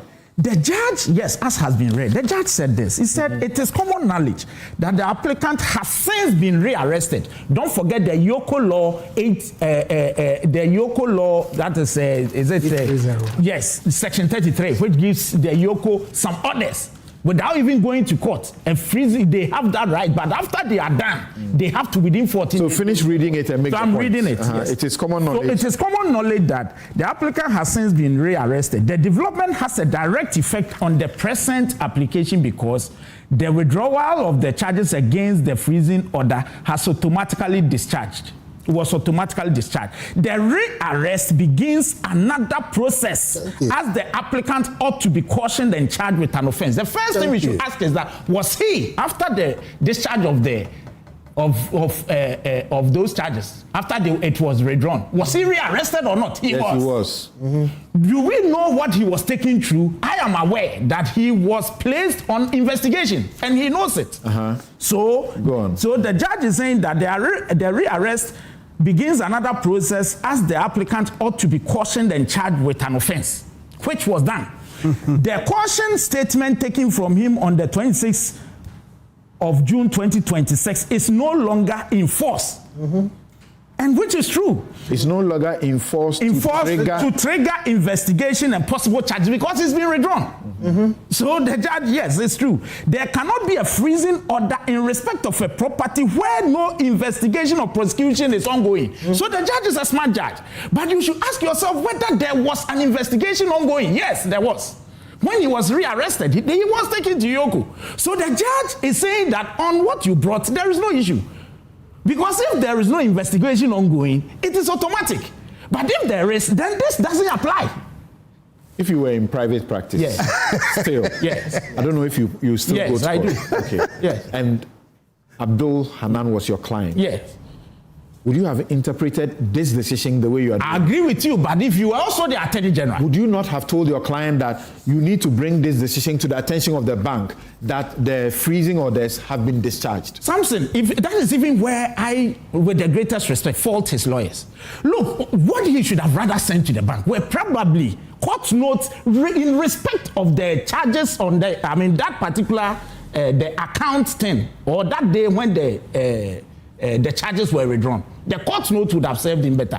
Because this one is in particular in respect of 4 properties which does not include an account. The value of there is. When you have a court order. No, which court order? You have a ruling. Which court order? You have a ruling. Read all the necessary parts. Where? Okay. Where? Tell me. He says that there cannot be a freezing order in respect of property. Is that what I read? No, you didn't go there. Oh wait, where no investigation or prosecution is ongoing now. An investigation or prosecution is not equal to. He disagrees. He disagrees. No, I disagree. Go and read the He disagrees that there cannot be a freezing order when investigation is. Here's the point. Please, then let me make one small point. Bernard, you have a bank you are not listening to me. I'm saying that you are making the contrary point against what the judge said. Yes. From where you said the judge is wrong on that point. No, the judge is not wrong. My point is no, the judge is not wrong. I think it's an important point.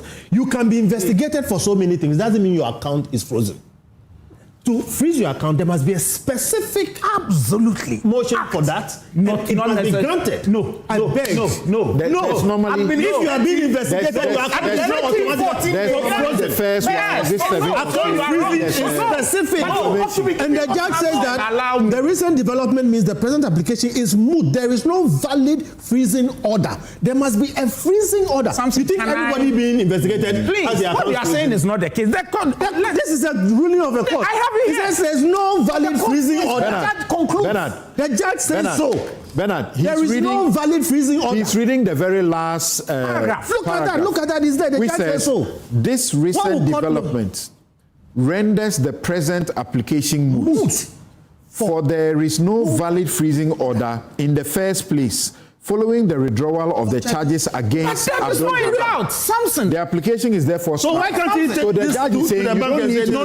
Please allow me to develop my point. No. Please allow me. I am saying that there is the administrative power. Freezing. So it is not the case. Senior Bentel is not correct here. It's not the case that at every point in time you need to go to the court to procure an order. It's not true. You can do that. The Yoko under 33(1), they can do it, but within 14 days, they have to. And I'm saying that there is no dispute as to whether the charges were withdrawn. And the judge is operating on the basis that those charges under which you are before me have been withdrawn. So you don't even need to come. But the judge said if there is no pending investigation, I am aware that after the charges were withdrawn, he was rearrested, put on another investigation, and he was informed on what is available and what is not available. And so for me, if that was that charge was on him and he was being investigated, and the Yoko officer, as I'm hearing, freezed the assets from there, then the Yoko under the law of the Yoko, the 804, it kicked in. What they should have probably done, beyond the freezing, maybe within 14 days, they ought to go to. So if they are saying that there was no freezing on the order because the charges were withdrawn, that is a fact. And the judge smartly said that if that is not there, then the reason you are before me. Guys, I think you should listen to Bernard a bit here. He says that when the judge says, wait, hold on. When the judge says there cannot be a freezing order in respect of a property where no investigation or prosecution is ongoing, what the judge was suggesting here, according to Bernard, is that for as long as there is ongoing investigation, there can be a freezing order. Respectfully. But again, how do you marry that with the final statement in the ruling, where the judge says these developments render the present application moot because there is no valid freezing order in the first place. So something simple. The answer is simple. It's expressio unis. Kofi. It's expressio unis. Yes. This application was not ex parte. Which one? Yoko was there. The respondent is represented by Rabiatu Abdullahi with Ebenezer Jiman. So Yoko was there. Samson. So it is not a matter that you can say that the judge was making statements out of 10 in the absence of the relevant parties. Both the applicant and the respondent were in court, represented by counsel.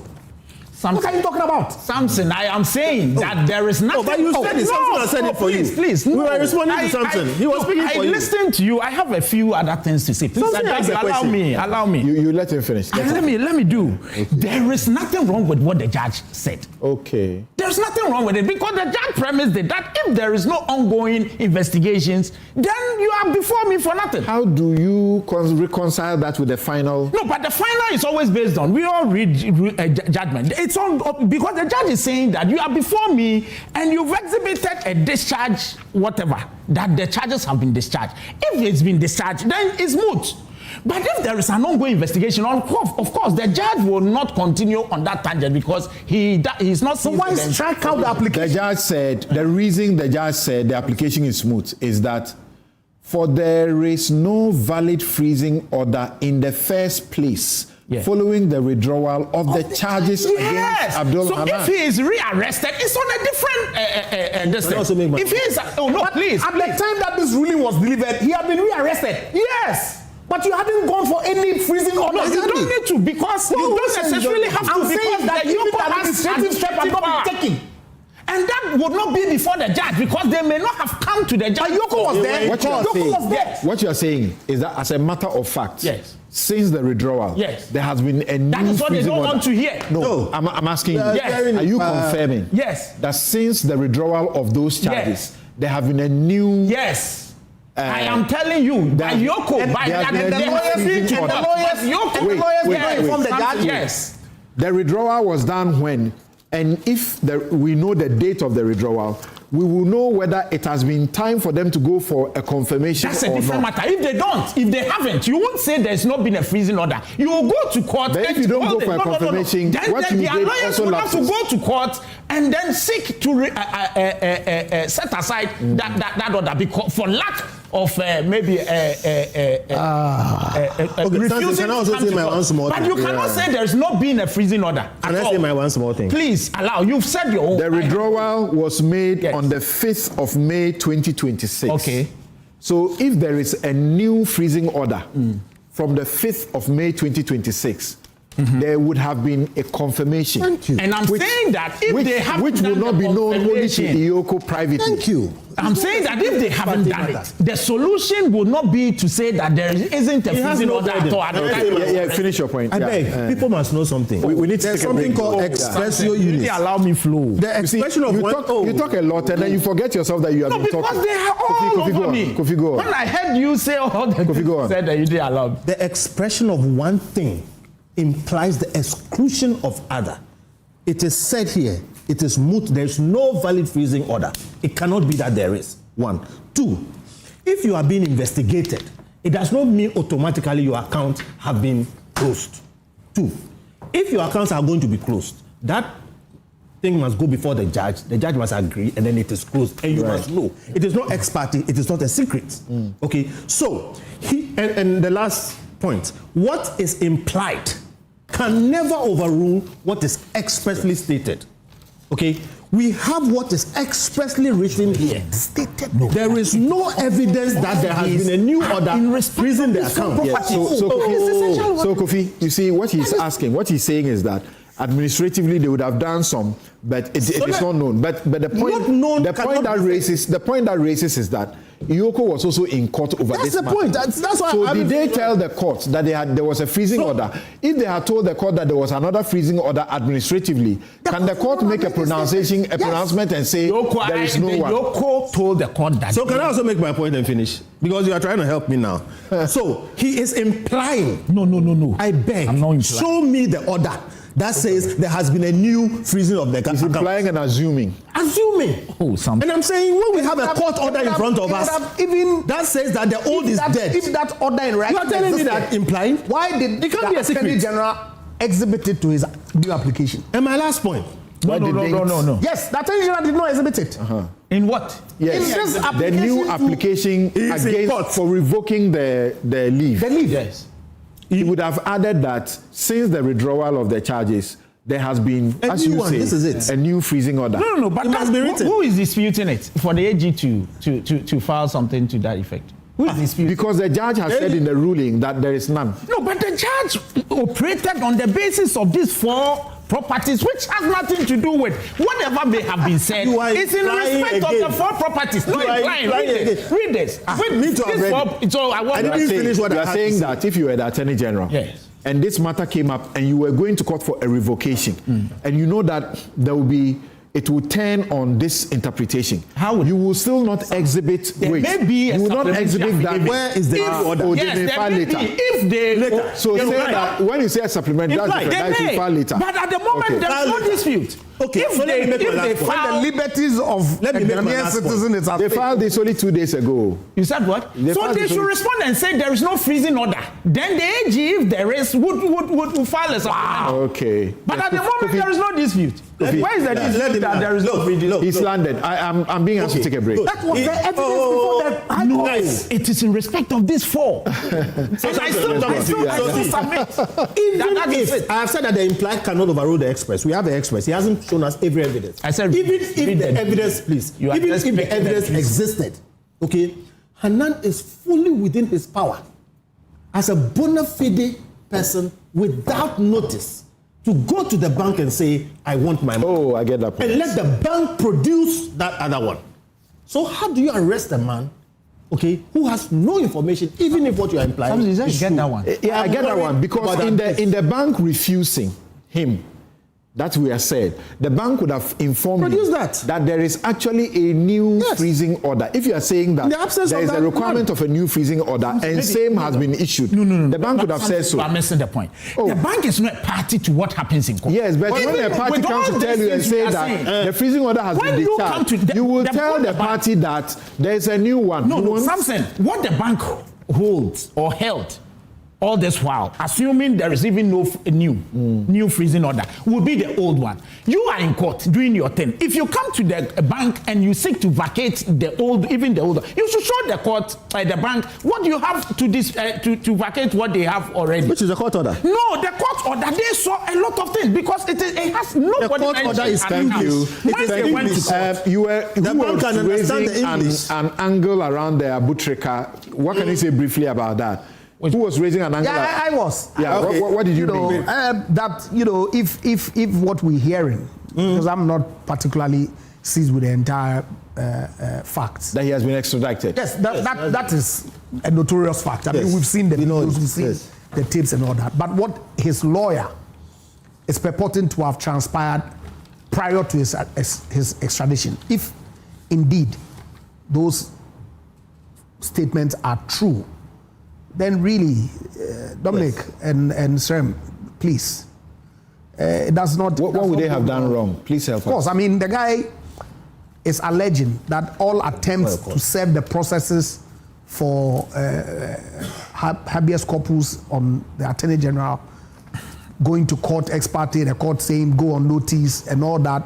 And there's supposed to be some stay of sorts. And all was calculated to deprive the gentleman his day in court, and he was bundled and sent away. I don't think it's proper, and so the Attorney General and his deputy. So even if there would have been extradition, it should have abided the court's hearing the matter. Absolutely. Without Bekofi, why are we acting surprised? By my checks, this is the first time that the extradition of a Ghanaian to the US has suffered this kind of delay, where a lawyer goes to court and successfully gets a situation where the guy is not extradited, and it's been how many months since he should have been extradited? The Susudis case, some of us are old enough to remember the Susudis case. It didn't go this way. They exchanged him for many more Ghanaians. All right? So please, this is not. If what we are hearing from Oliver is true, then the Attorney General surrendered our sovereignty as a country. Because effectively what it means that they overrode our court, they walked roughshod over our courts, who were seized with a matter and took orders from another country and sent a Ghanaian citizen out to some other person. It is a surrender of our sovereignty, no matter what that guy did. You should never do that. Look, me, I'm a proud Ghanaian, all right? And for whatever it is worth, if you don't have anything at all, you should have your country behind you. Please, we are dealing with the USO. So, You're talking Garrett and whatever. They are the ones giving you money for a lot of things. Then we don't have any You are poor. Garrett is a World Bank loan. We don't have anything. On a lighter note, somebody sent me a joke and said, if Oliver knew they were going to extradite him, he would have gone to take the key of the plane. All right, that's interesting. Thank you very much. The show, once again, is brought to you by Melcom, your #1 shopping destination. Waylead, your trusted home builder. Bethel Dental, the smile starts here. St. Thomas Eye Hospital, providing excellence in healthcare. And Kel Charcoal Toothpaste, happy smile. We take a quick break. We return to ask if the Nkokɔ Nkitinkiti project is a scandal in waiting.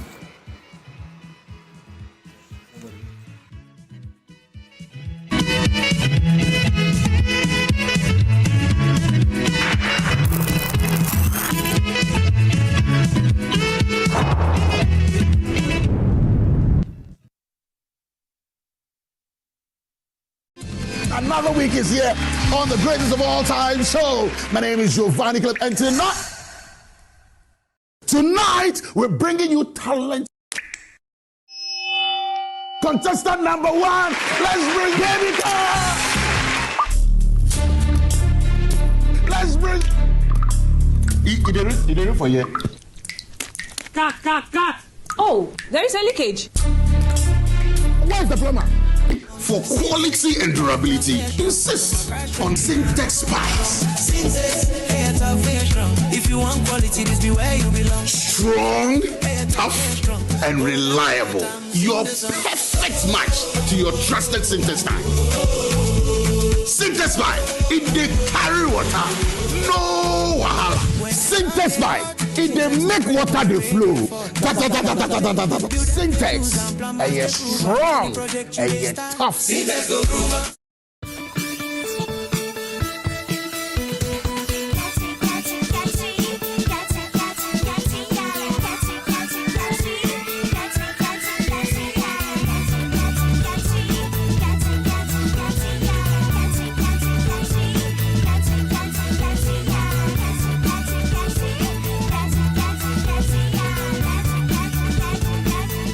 Day by Day existing lotion, cream, soap, and more. Day by Day has 4 fragrance range.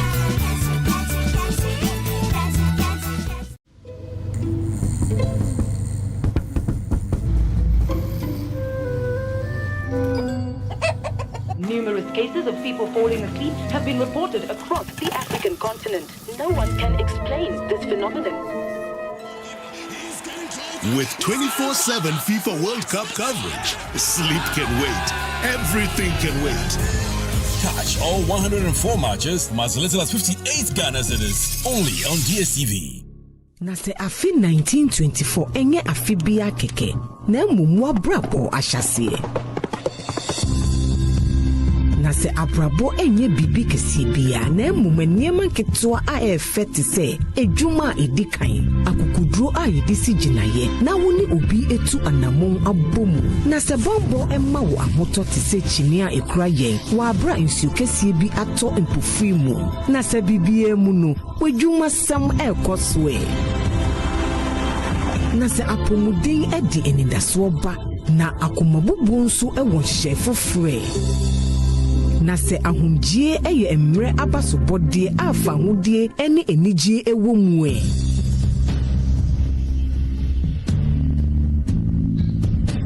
na se wabrabo mu nsem ejina wo fie ene wedwuma sem ho nso na se ye di odo bata ne ayahwere ho a yenkredie ebeye fe. Enterprise, your advantage.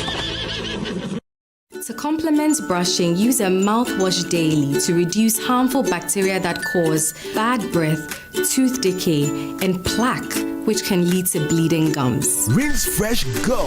For the maintenance of oral hygiene and healthy gums, you need Nesta Antiseptic Mouthwash with chlorhexidine digluconate. Effective for the treatment and prevention of bleeding or irritated gums, mouth ulcers, plaque, and bad breath. Rinse Fresh Go. Get the confidence and protection of long-lasting fresh breath with Nesta Antiseptic Mouthwash. Rinse Fresh Go.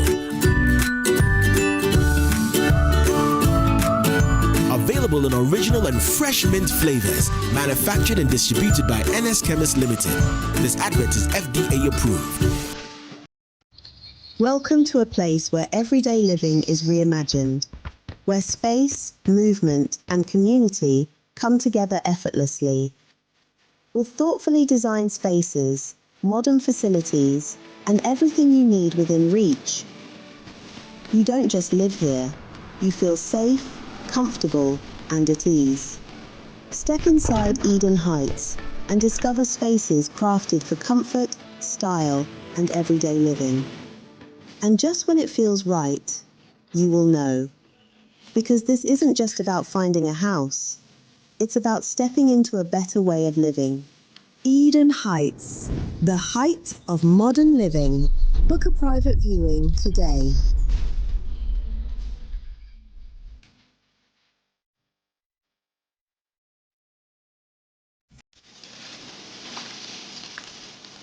Mommy, good morning. Oh, good morning, my son. How are you? I'm fine, thank you, Mom. How about you? I'm fine. Joe, I just saw your mom doing her usual morning routine. Like, it was just 2 weeks she underwent a major colon surgery. Bro, see, my mom is doing perfectly fine, and we're all excited about it. It was minimally invasive surgery, and the recovery has been very fast. Minimally? Hey! No, wait. What do you mean by that? So they offered my mom a laparoscopic colon surgery. Laparoscopic colon surgery, which we accepted. It turned out it was equally safe with a very fast recovery time, and the cost involved too was very, very reasonable. She was discharged 3 days after the surgery, and you can see her, she's on her feet again. 3 days? Just 3 days, bro. Lean Tuber Hospital, first Ghana Colorectal Center, aim to serve a peculiar health need.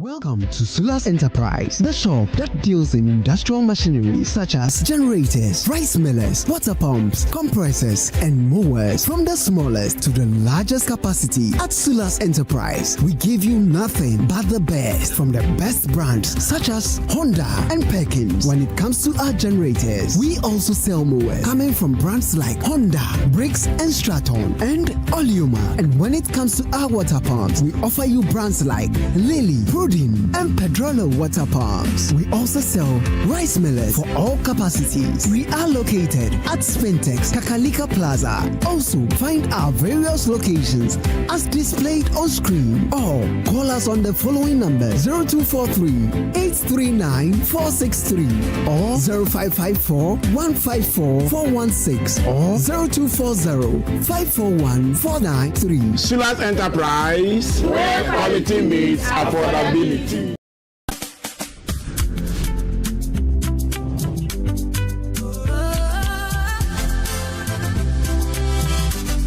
From the heart of Africa we stand, building dreams across the land. Every step we take your side, helping you rise, taking you higher. Strong as a group, close as a partner. Bank of Africa lifting you higher. African Bank with global reach. BOA make your future glow. Strong as a group, close as a partner. Bank of Africa lifting you higher. African Bank with global reach. BOA make your future glow. BOA, we go there for you night and day. Strong as a group, close as a partner. Bank of Africa lifting you higher. Bank of Africa, as strong as a group, as close as a partner. This July, get ready for stories that will make your heart race. From love and passion to secrets and lies that can ruin everything. Catch the sizzling episodes of Sins and Roses at 4 p.m., Domenica Monteiro at 5 p.m., Be My Sunshine at 6 p.m., and Avenida Brazil at 7 p.m. Central African Time. Only on Novelas Plus, Channel 133 on DSTV.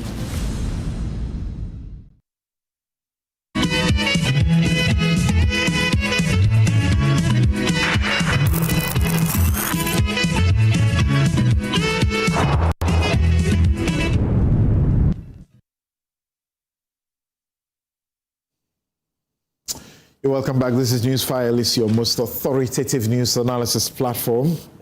And as I always say, mark that when we say most authoritative, we mean it.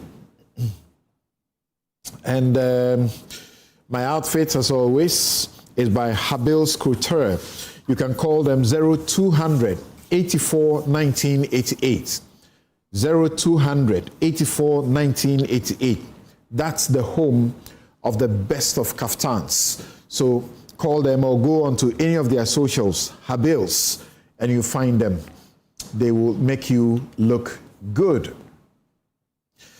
Just a couple of your messages before I bring in the poultry farmers and my guest on these matters. Musa Abattoir says that I don't think Kofi Bentel and Ejapa Mensah were fair to Bernard, who raised legitimate legal issues about the rearrest of Mr. Hanan. If the Attorney General's allegations are true, then the court must take a second look at granting him leave to travel out of the country. The rearrest reinforces the principle of accountability. The Kenoforiata case should serve as a lesson to the Attorney General and the court that all public officials must be held accountable for their stewardship. Well, there's even a suggestion that for the first 1 year or so, if you have left government or public office, we should hold you to be in the country. Don't go anywhere. This one says that Nkokɔ Nkitinkiti, how different is that from the Akonfem that flew to Burkina Faso? Chris sent in that one. Ernest Osei says that it's amazing how we have shifted from solving real problems to hiding behind optics and worthy statements that offer no real solutions. Flooding should not be treated as just another natural disaster for us to comment on, placate victims, and then wait for the next edition. What we need, and none of this is new, are real action, systemic planning, and committed development backed by consensus enforcement and building regulations and effective management and maintenance of cities, safeguard buffer zones against the unbridled construction on watercourses, parks, forest reserves, creeks, marshy areas, roads, and other protected lands, among others. He says our leaders should spend their time finding real solutions, not playing to the gallery. Otherwise, the next flood will not just expose us, it will wipe all of us out. God save us. From Ernest.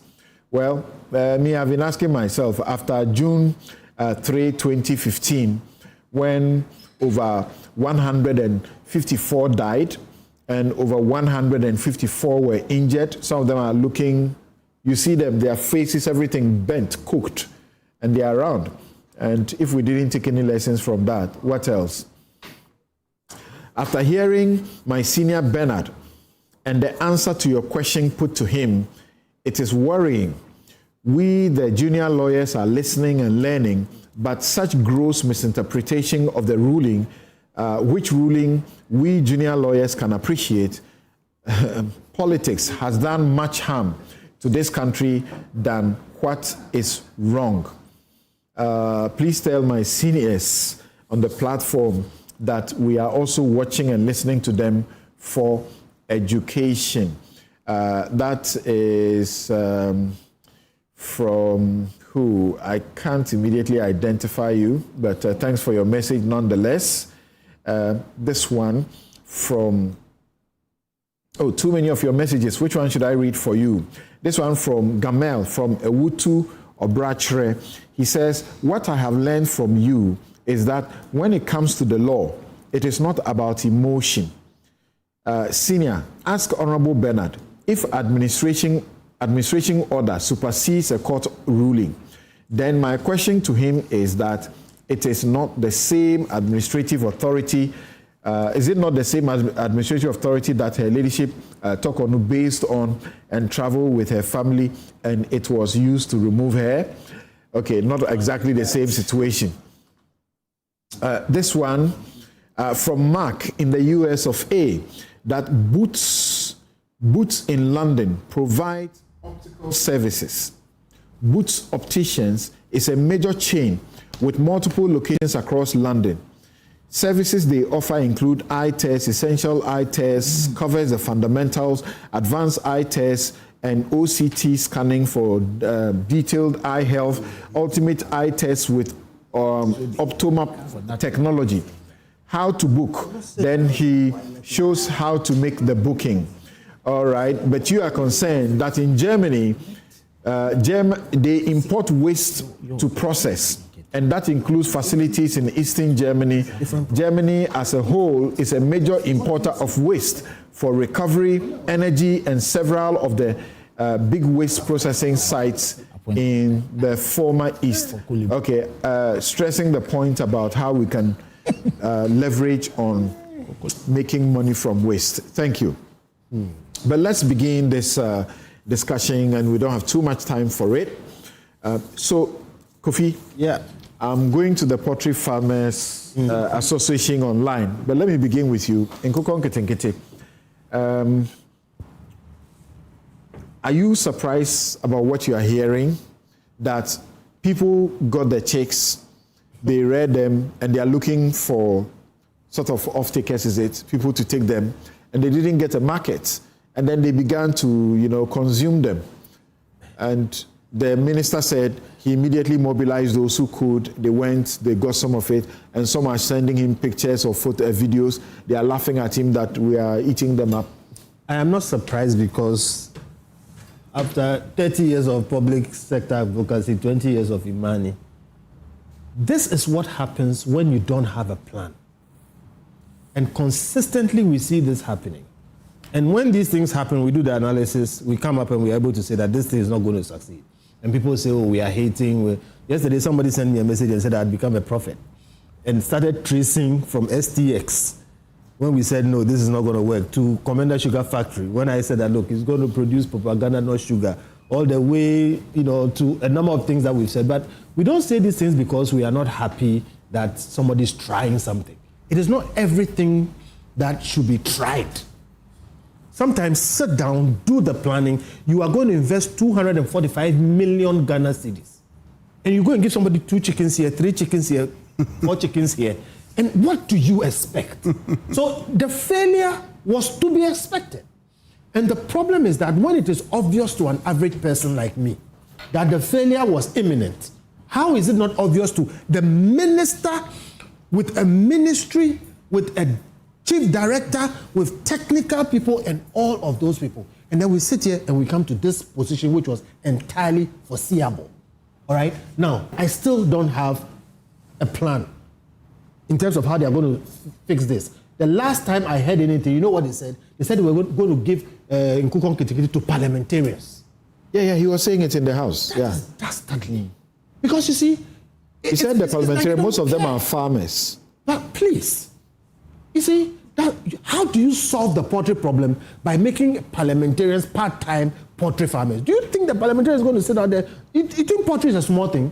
Okay. We are importing $600 million worth of poultry every year. I know that. And I've had poultry farmers sit here and shock me that the poultry we consume, we don't produce 2% of it. I know that. Let me tell you why I know that. I was invited to Israel by some people who want to come to Ghana and do a $35 million poultry farm because they've read about this thing and they think they can solve it. Agrotop, they've done it in other countries. They have come to Ghana. We've tried to set up the thing, trying to get it off the ground. If that were to succeed, and by the way, they are looking for land 1 hour from the airport, and all those things are going on, that is the kind of effort you get behind. We've been working on it for 2 years. We have not made that much progress. If you have money, you look for these ones and you solve them. If you want to solve the 600 million poultry, whatever, and by the way, we've spoken to some of the biggest poultry consumers in the country, and they tell us about their own efforts. Okay? And one of them says that they are happy to support us if we can take it off the ground. My point is, like I said, you have a ministry, you have directors, you have experts, you have all these things. It should be possible for them to tell you that Nkokɔ Nkitinkiti has 0 chance of solving the poultry deficit in Ghana. Because I can say that here. The way I said Commander Sugar Factory, the way I said all the things, I'm saying this. Nkokɔ Nkitinkiti will fail. It will not solve the poultry problem in Ghana. the money will be spent, wasted, and stolen. Is it not too early? Is it not too early? It has been 241 days since the launch. We have spent 245 million. Don't you think we should wait a bit so that we would know how much it is reducing the importation problem we have and boosting local production? I can tell you as an analyst, even from day one when we complain about it, that if you look at the plan, what they are executing, it has zero chance of success. You can't sprinkle day-old checks around the zero country. Mark today, and I'll tell you exactly what will happen. They will come back and the money will be spent, wasted, and stolen. We will not have the poultry problem solved. They will tell us long stories about why it failed, and then we'll have investigations about who stole the money. We've seen it with SADA, we've seen it with everything else. What they should do is get serious people to go in, produce poultry on an industrial scale, and sell. Let me talk to the Chief Executive Officer of the Greater Accra Poultry Farmers Association, Ali Mohammed. Ali, thanks very much for joining us. Hello, Ali. Yeah, thank you, Samson. Great. We thought that this was such a bold, good initiative, very easy to think about to begin to resolve our poultry problems. Yes, it's a very good initiative, but with wrong assumption about the poultry industry. I think Mr. Pento said something. People think the poultry business is just a joke. Look, it takes a trained mind, just like any other discipline, to be a poultry farmer. Samson, at the inception of this project that we call Nkokɔ Nkitinkiti, there are two things that we were told that we want to achieve. One is the program objective, which is to reduce the poultry bill from the 600 million. And the second is to boost local production and to create interest in poultry farming. But look, it's an association with over 1,000+ members across the country.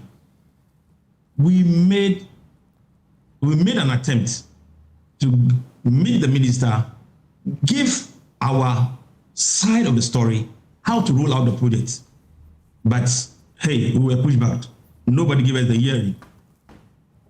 And so we stand now, Samson, the first phase, actually, no planning, no coordination, is an abyss.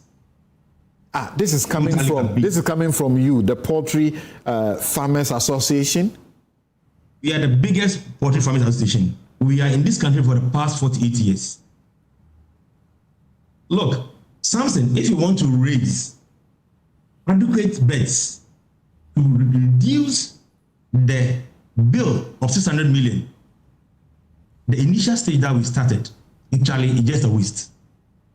Look, Samson, the startup was not with a business mind. Mm-hmm. The planning was actually not in existence. How do you give somebody beds who has not been prepared, who has not been trained? The beds come, even the feed for some days are not there. Something, you see, those who are making the mockery of consuming the best, they are those who were not given that much, 10, 15. What is it going to do with it? You scattered this number of beds. Even the mortality rate. To talk about the mortality rates, very, very, very high. So I heard the minister some few days ago on your show being interviewed by Kojo Bruce. I think the minister at a point should take his time, hear from those on grounds, people like our good selves who are in the business for over 48 years. We have members who have the capacity to raise adequate number of beds. heard Kofi saying that there are some Israelis who want to come and establish some. Yes, which is good. But the local farmers, look, the capacity is there. You don't need any external distinct to raise this number of birds that you want to. With the right support, the right planning. Look, something, sometimes it hurts. Look, we were told 50,000 birds are going to be shared. We want to inquire who are going to be the recipients. As an association with the large numbers, we want to give free education, the technical support, how the people to prepare and receive those birds, to raise them. Nobody will give it that chance to do that. But you see, the initiative is a very good one. Mr. Bento should not discard everything like it's not. Yes. The first phase was actually bad, but going forward, I think we can make corrections and make amends, and we'll bring the project back on track. Okay. That's my preliminary comments, yes. All right, thank you very much. Bernard. I take off from where... Ali Mohammed, yes. It is not a bad project at all. And we must also appreciate the policy as has been communicated by the minister and the government, that this household poultry distribution is just a phase one of the project itself, and that their group surely has a stake in it, and I'm aware that it is one of the things the minister is working on. But the phase one is not even done yet. They've done 11 regions, so 5 more to go, which is being done. And what is the phase one? Look, it is true that it wasn't really the project. The phase one was not really about government putting in money and expecting same to be brought to government. No, the challenge we have as a people is the overburdened, what do you call it, import of poultry products. And of course, it has some effects on our economy and all that. So first and foremost, we need to also deal with the taste or the consumption aspect of our own people, to develop the taste of the local. And so and then also the other thing was to also give the households the opportunity to do something, at least those of them who do not actually have. Hold on, listen to the minister. Let's hear the minister again. I want you to hear him and put things in perspective. So this, he said, was is it Eastern region or somewhere or is it Western region that this problem came up? But is it not the case that this is going to be the situation elsewhere and will lead this program to a failure? Now the difficulty we had with some of the regions, especially in the Eastern region, some of the farmers who benefited called me and said, "Honorable, our birds are ready. We are not getting the market." And I said, "Oh, look, we can find some market for you." So we spoke to some of the processors. Some of them had to move cars from Accra to some of the regions to go and buy the birds. But there are also stories that we can also share. Some also decided to kill and eat all. In fact, they were even sending me videos that, "Honorable, we are eating everything." But this is not meant for that immediate consumption. We just wanted people to rear them, sell, and reinvest. I will soon table a proposal before Parliament for consideration. If Parliament agrees, the Ministry of Food and Agriculture will support all parliamentarians to go into poultry production.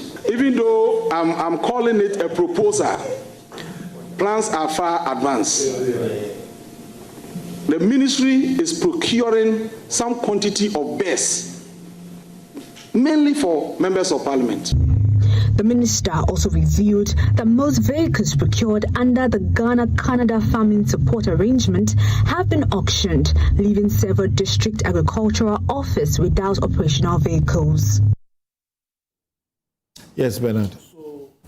Yes.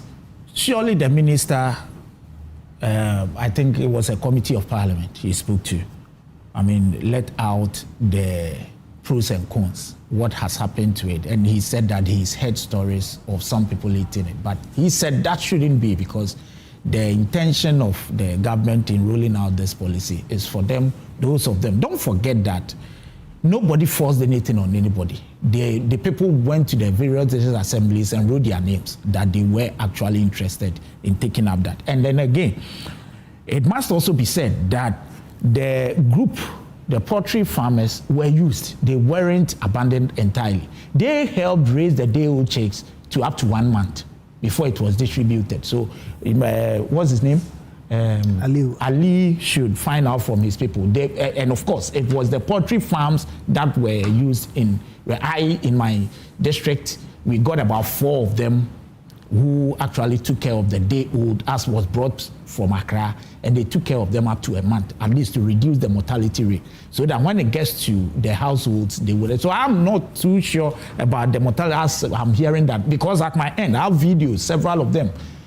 And trust me, something, let me say, look, during the Salah, I even bought so many from people and gave to, Muslims, brothers and sisters who could not afford cows and all that.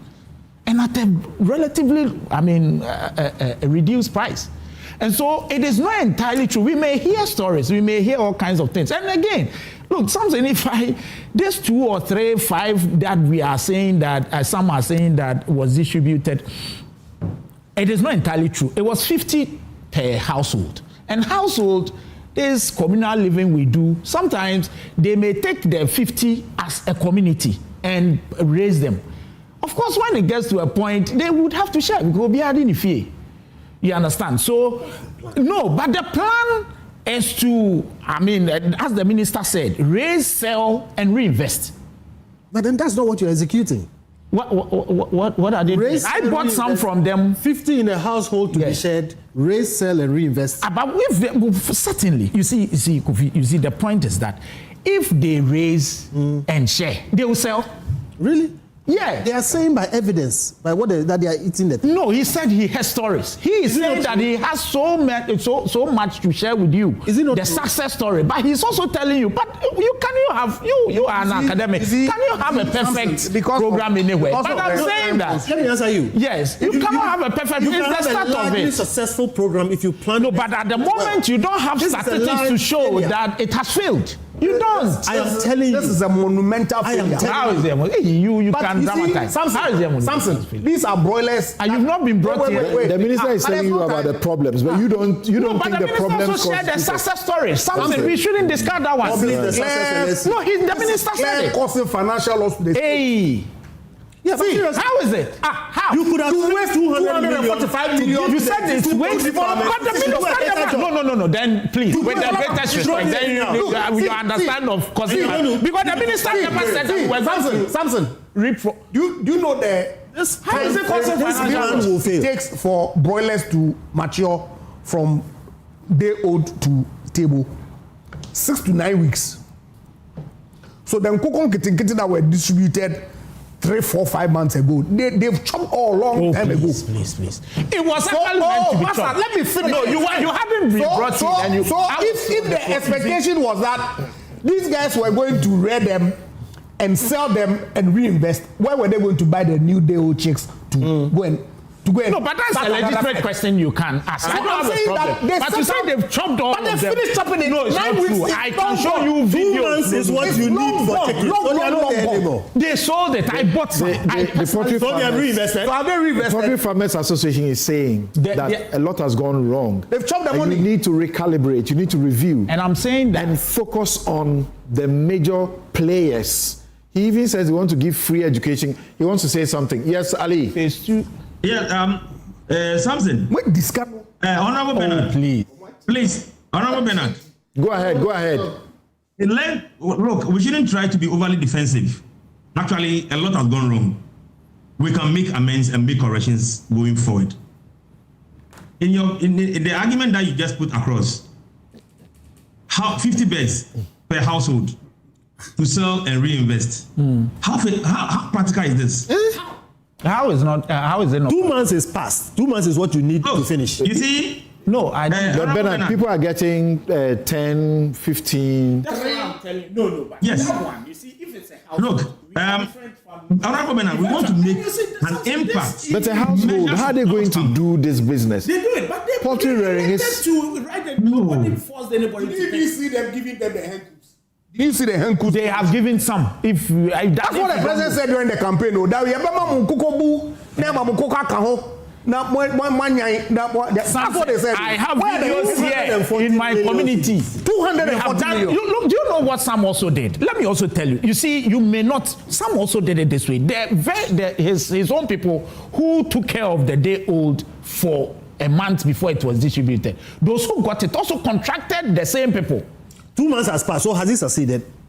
Yes, largely. Of course, there are issues. Some have chopped and they are saying, but the minister did not highlight the success we stories. eat poultry anyways. So if the person rests and decides, the minister did not highlight the success. Something. He only highlighted the failures. No. In fact, that one he said we are also hearing. Even before. It's the failures that the media is highlighting. Absolutely, but he said a lot. Because of course, so we pay attention to that's the one that I heard. Yes. But he said a lot. Samson, a success means that we will recover the 245 million with profit. That wasn't the intention. That's why you are talking about cost finance. That wasn't the intention. The importation of poultry in Ghana. Reduce, yes, but we never said we were going to recover. It's for the public. So you gave the money out for free.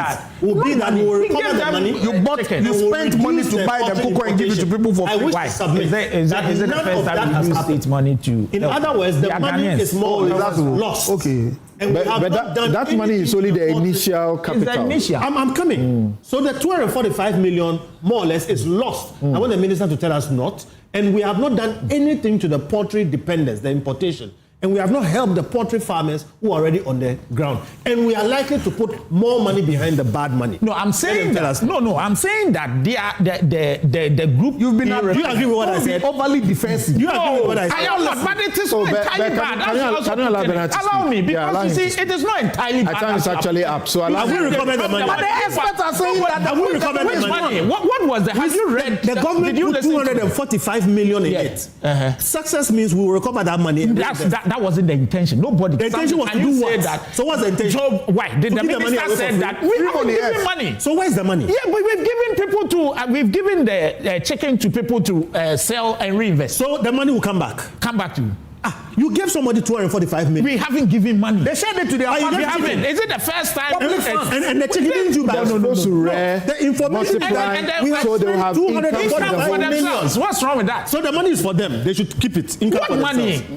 The government has spent 245 million in procuring the chicken for them. So you gifted out, right? I mean, is that what you did? You gifted it? No, not gifted it. So we are empowering the people. And empowering means they will bring back the money, or you gifted them the money. It's gifted. So the money is gone. The 245 is it gone? Gone to where? I don't get what is the plan? Is it the We've plan? told you the plan. What's the plan? The plan is that we are empowering the people down there. Take the chicken, raise them, sell, and then reinvest. So you are. So right now they have sold and they have reinvested. Yes. Yes. So 2 months has passed. Which is what you need to raise the chicken and sell. Yes. Okay. Yes. Do we have the money or which money? But who told you were going to take? You are pretending you don't understand, but you're a very smart guy. What smart? He is admitting without saying so that the monies were no. You know, it worries me. No, but is it not far better? No, how much are we talking about? How much is in the cathedral? How much is in the cathedral? Look at this man. No, but it's better I give it to the people. Give it to the people. So you are admitting that you gave it to them free. No, what is in the cathedral? This man sits here and defends it. I don't. What is in that hole? What is in that hole? We are talking about chicken today. Yes, we are empowering the people. What's wrong with that? They are Ghanaians. The money is for them. So we are empowering them. No, we're giving them chicken. You've given them 245 million. We've not given them money. Okay. We are empowering them. There is nothing wrong with that. Thank you. Our time is up. And then their group, they should be on the standby. We are coming to them. We are going to help them. Stop this thing you are going to do with the parliamentarians. Another waste of money. I'll do it. Our time is up. I'm ever ready. My guests have been Ali Mohammed, who is Chief Executive Officer, Greater Accra Poultry Farmers Association, Andre Japamesa, former MP Sekendi, Kofi Bento is lawyer, Senior Vice President Imani Africa, Bernard Bedia Kubedu, Member of Parliament for Akwetia. Join me on my favorite show tomorrow on the law, and I'll be engaging their lords. His Lordship Justice Kweku Teria Akabuafu, the Lord Denning of the Supreme Court. I'll be engaging Justice Dr. Ennis Osu Dapa, Court of Appeal, my former teacher. He will make you read, then you will be criticizing, why are you making us read so much? You only need to start practice, and then you realize that he was doing you a favor. Anna Susanna Nyakote, Circuit Court Judge, and we're looking at the Supreme Court at 150 years. How easy is it for you to access the court? Let's also get to know about some of the things around the Supreme Court and the court in general in 150 years. Tomorrow, 2 p.m. on The Law. I'm Samson Ladia Yenini. Have a good afternoon.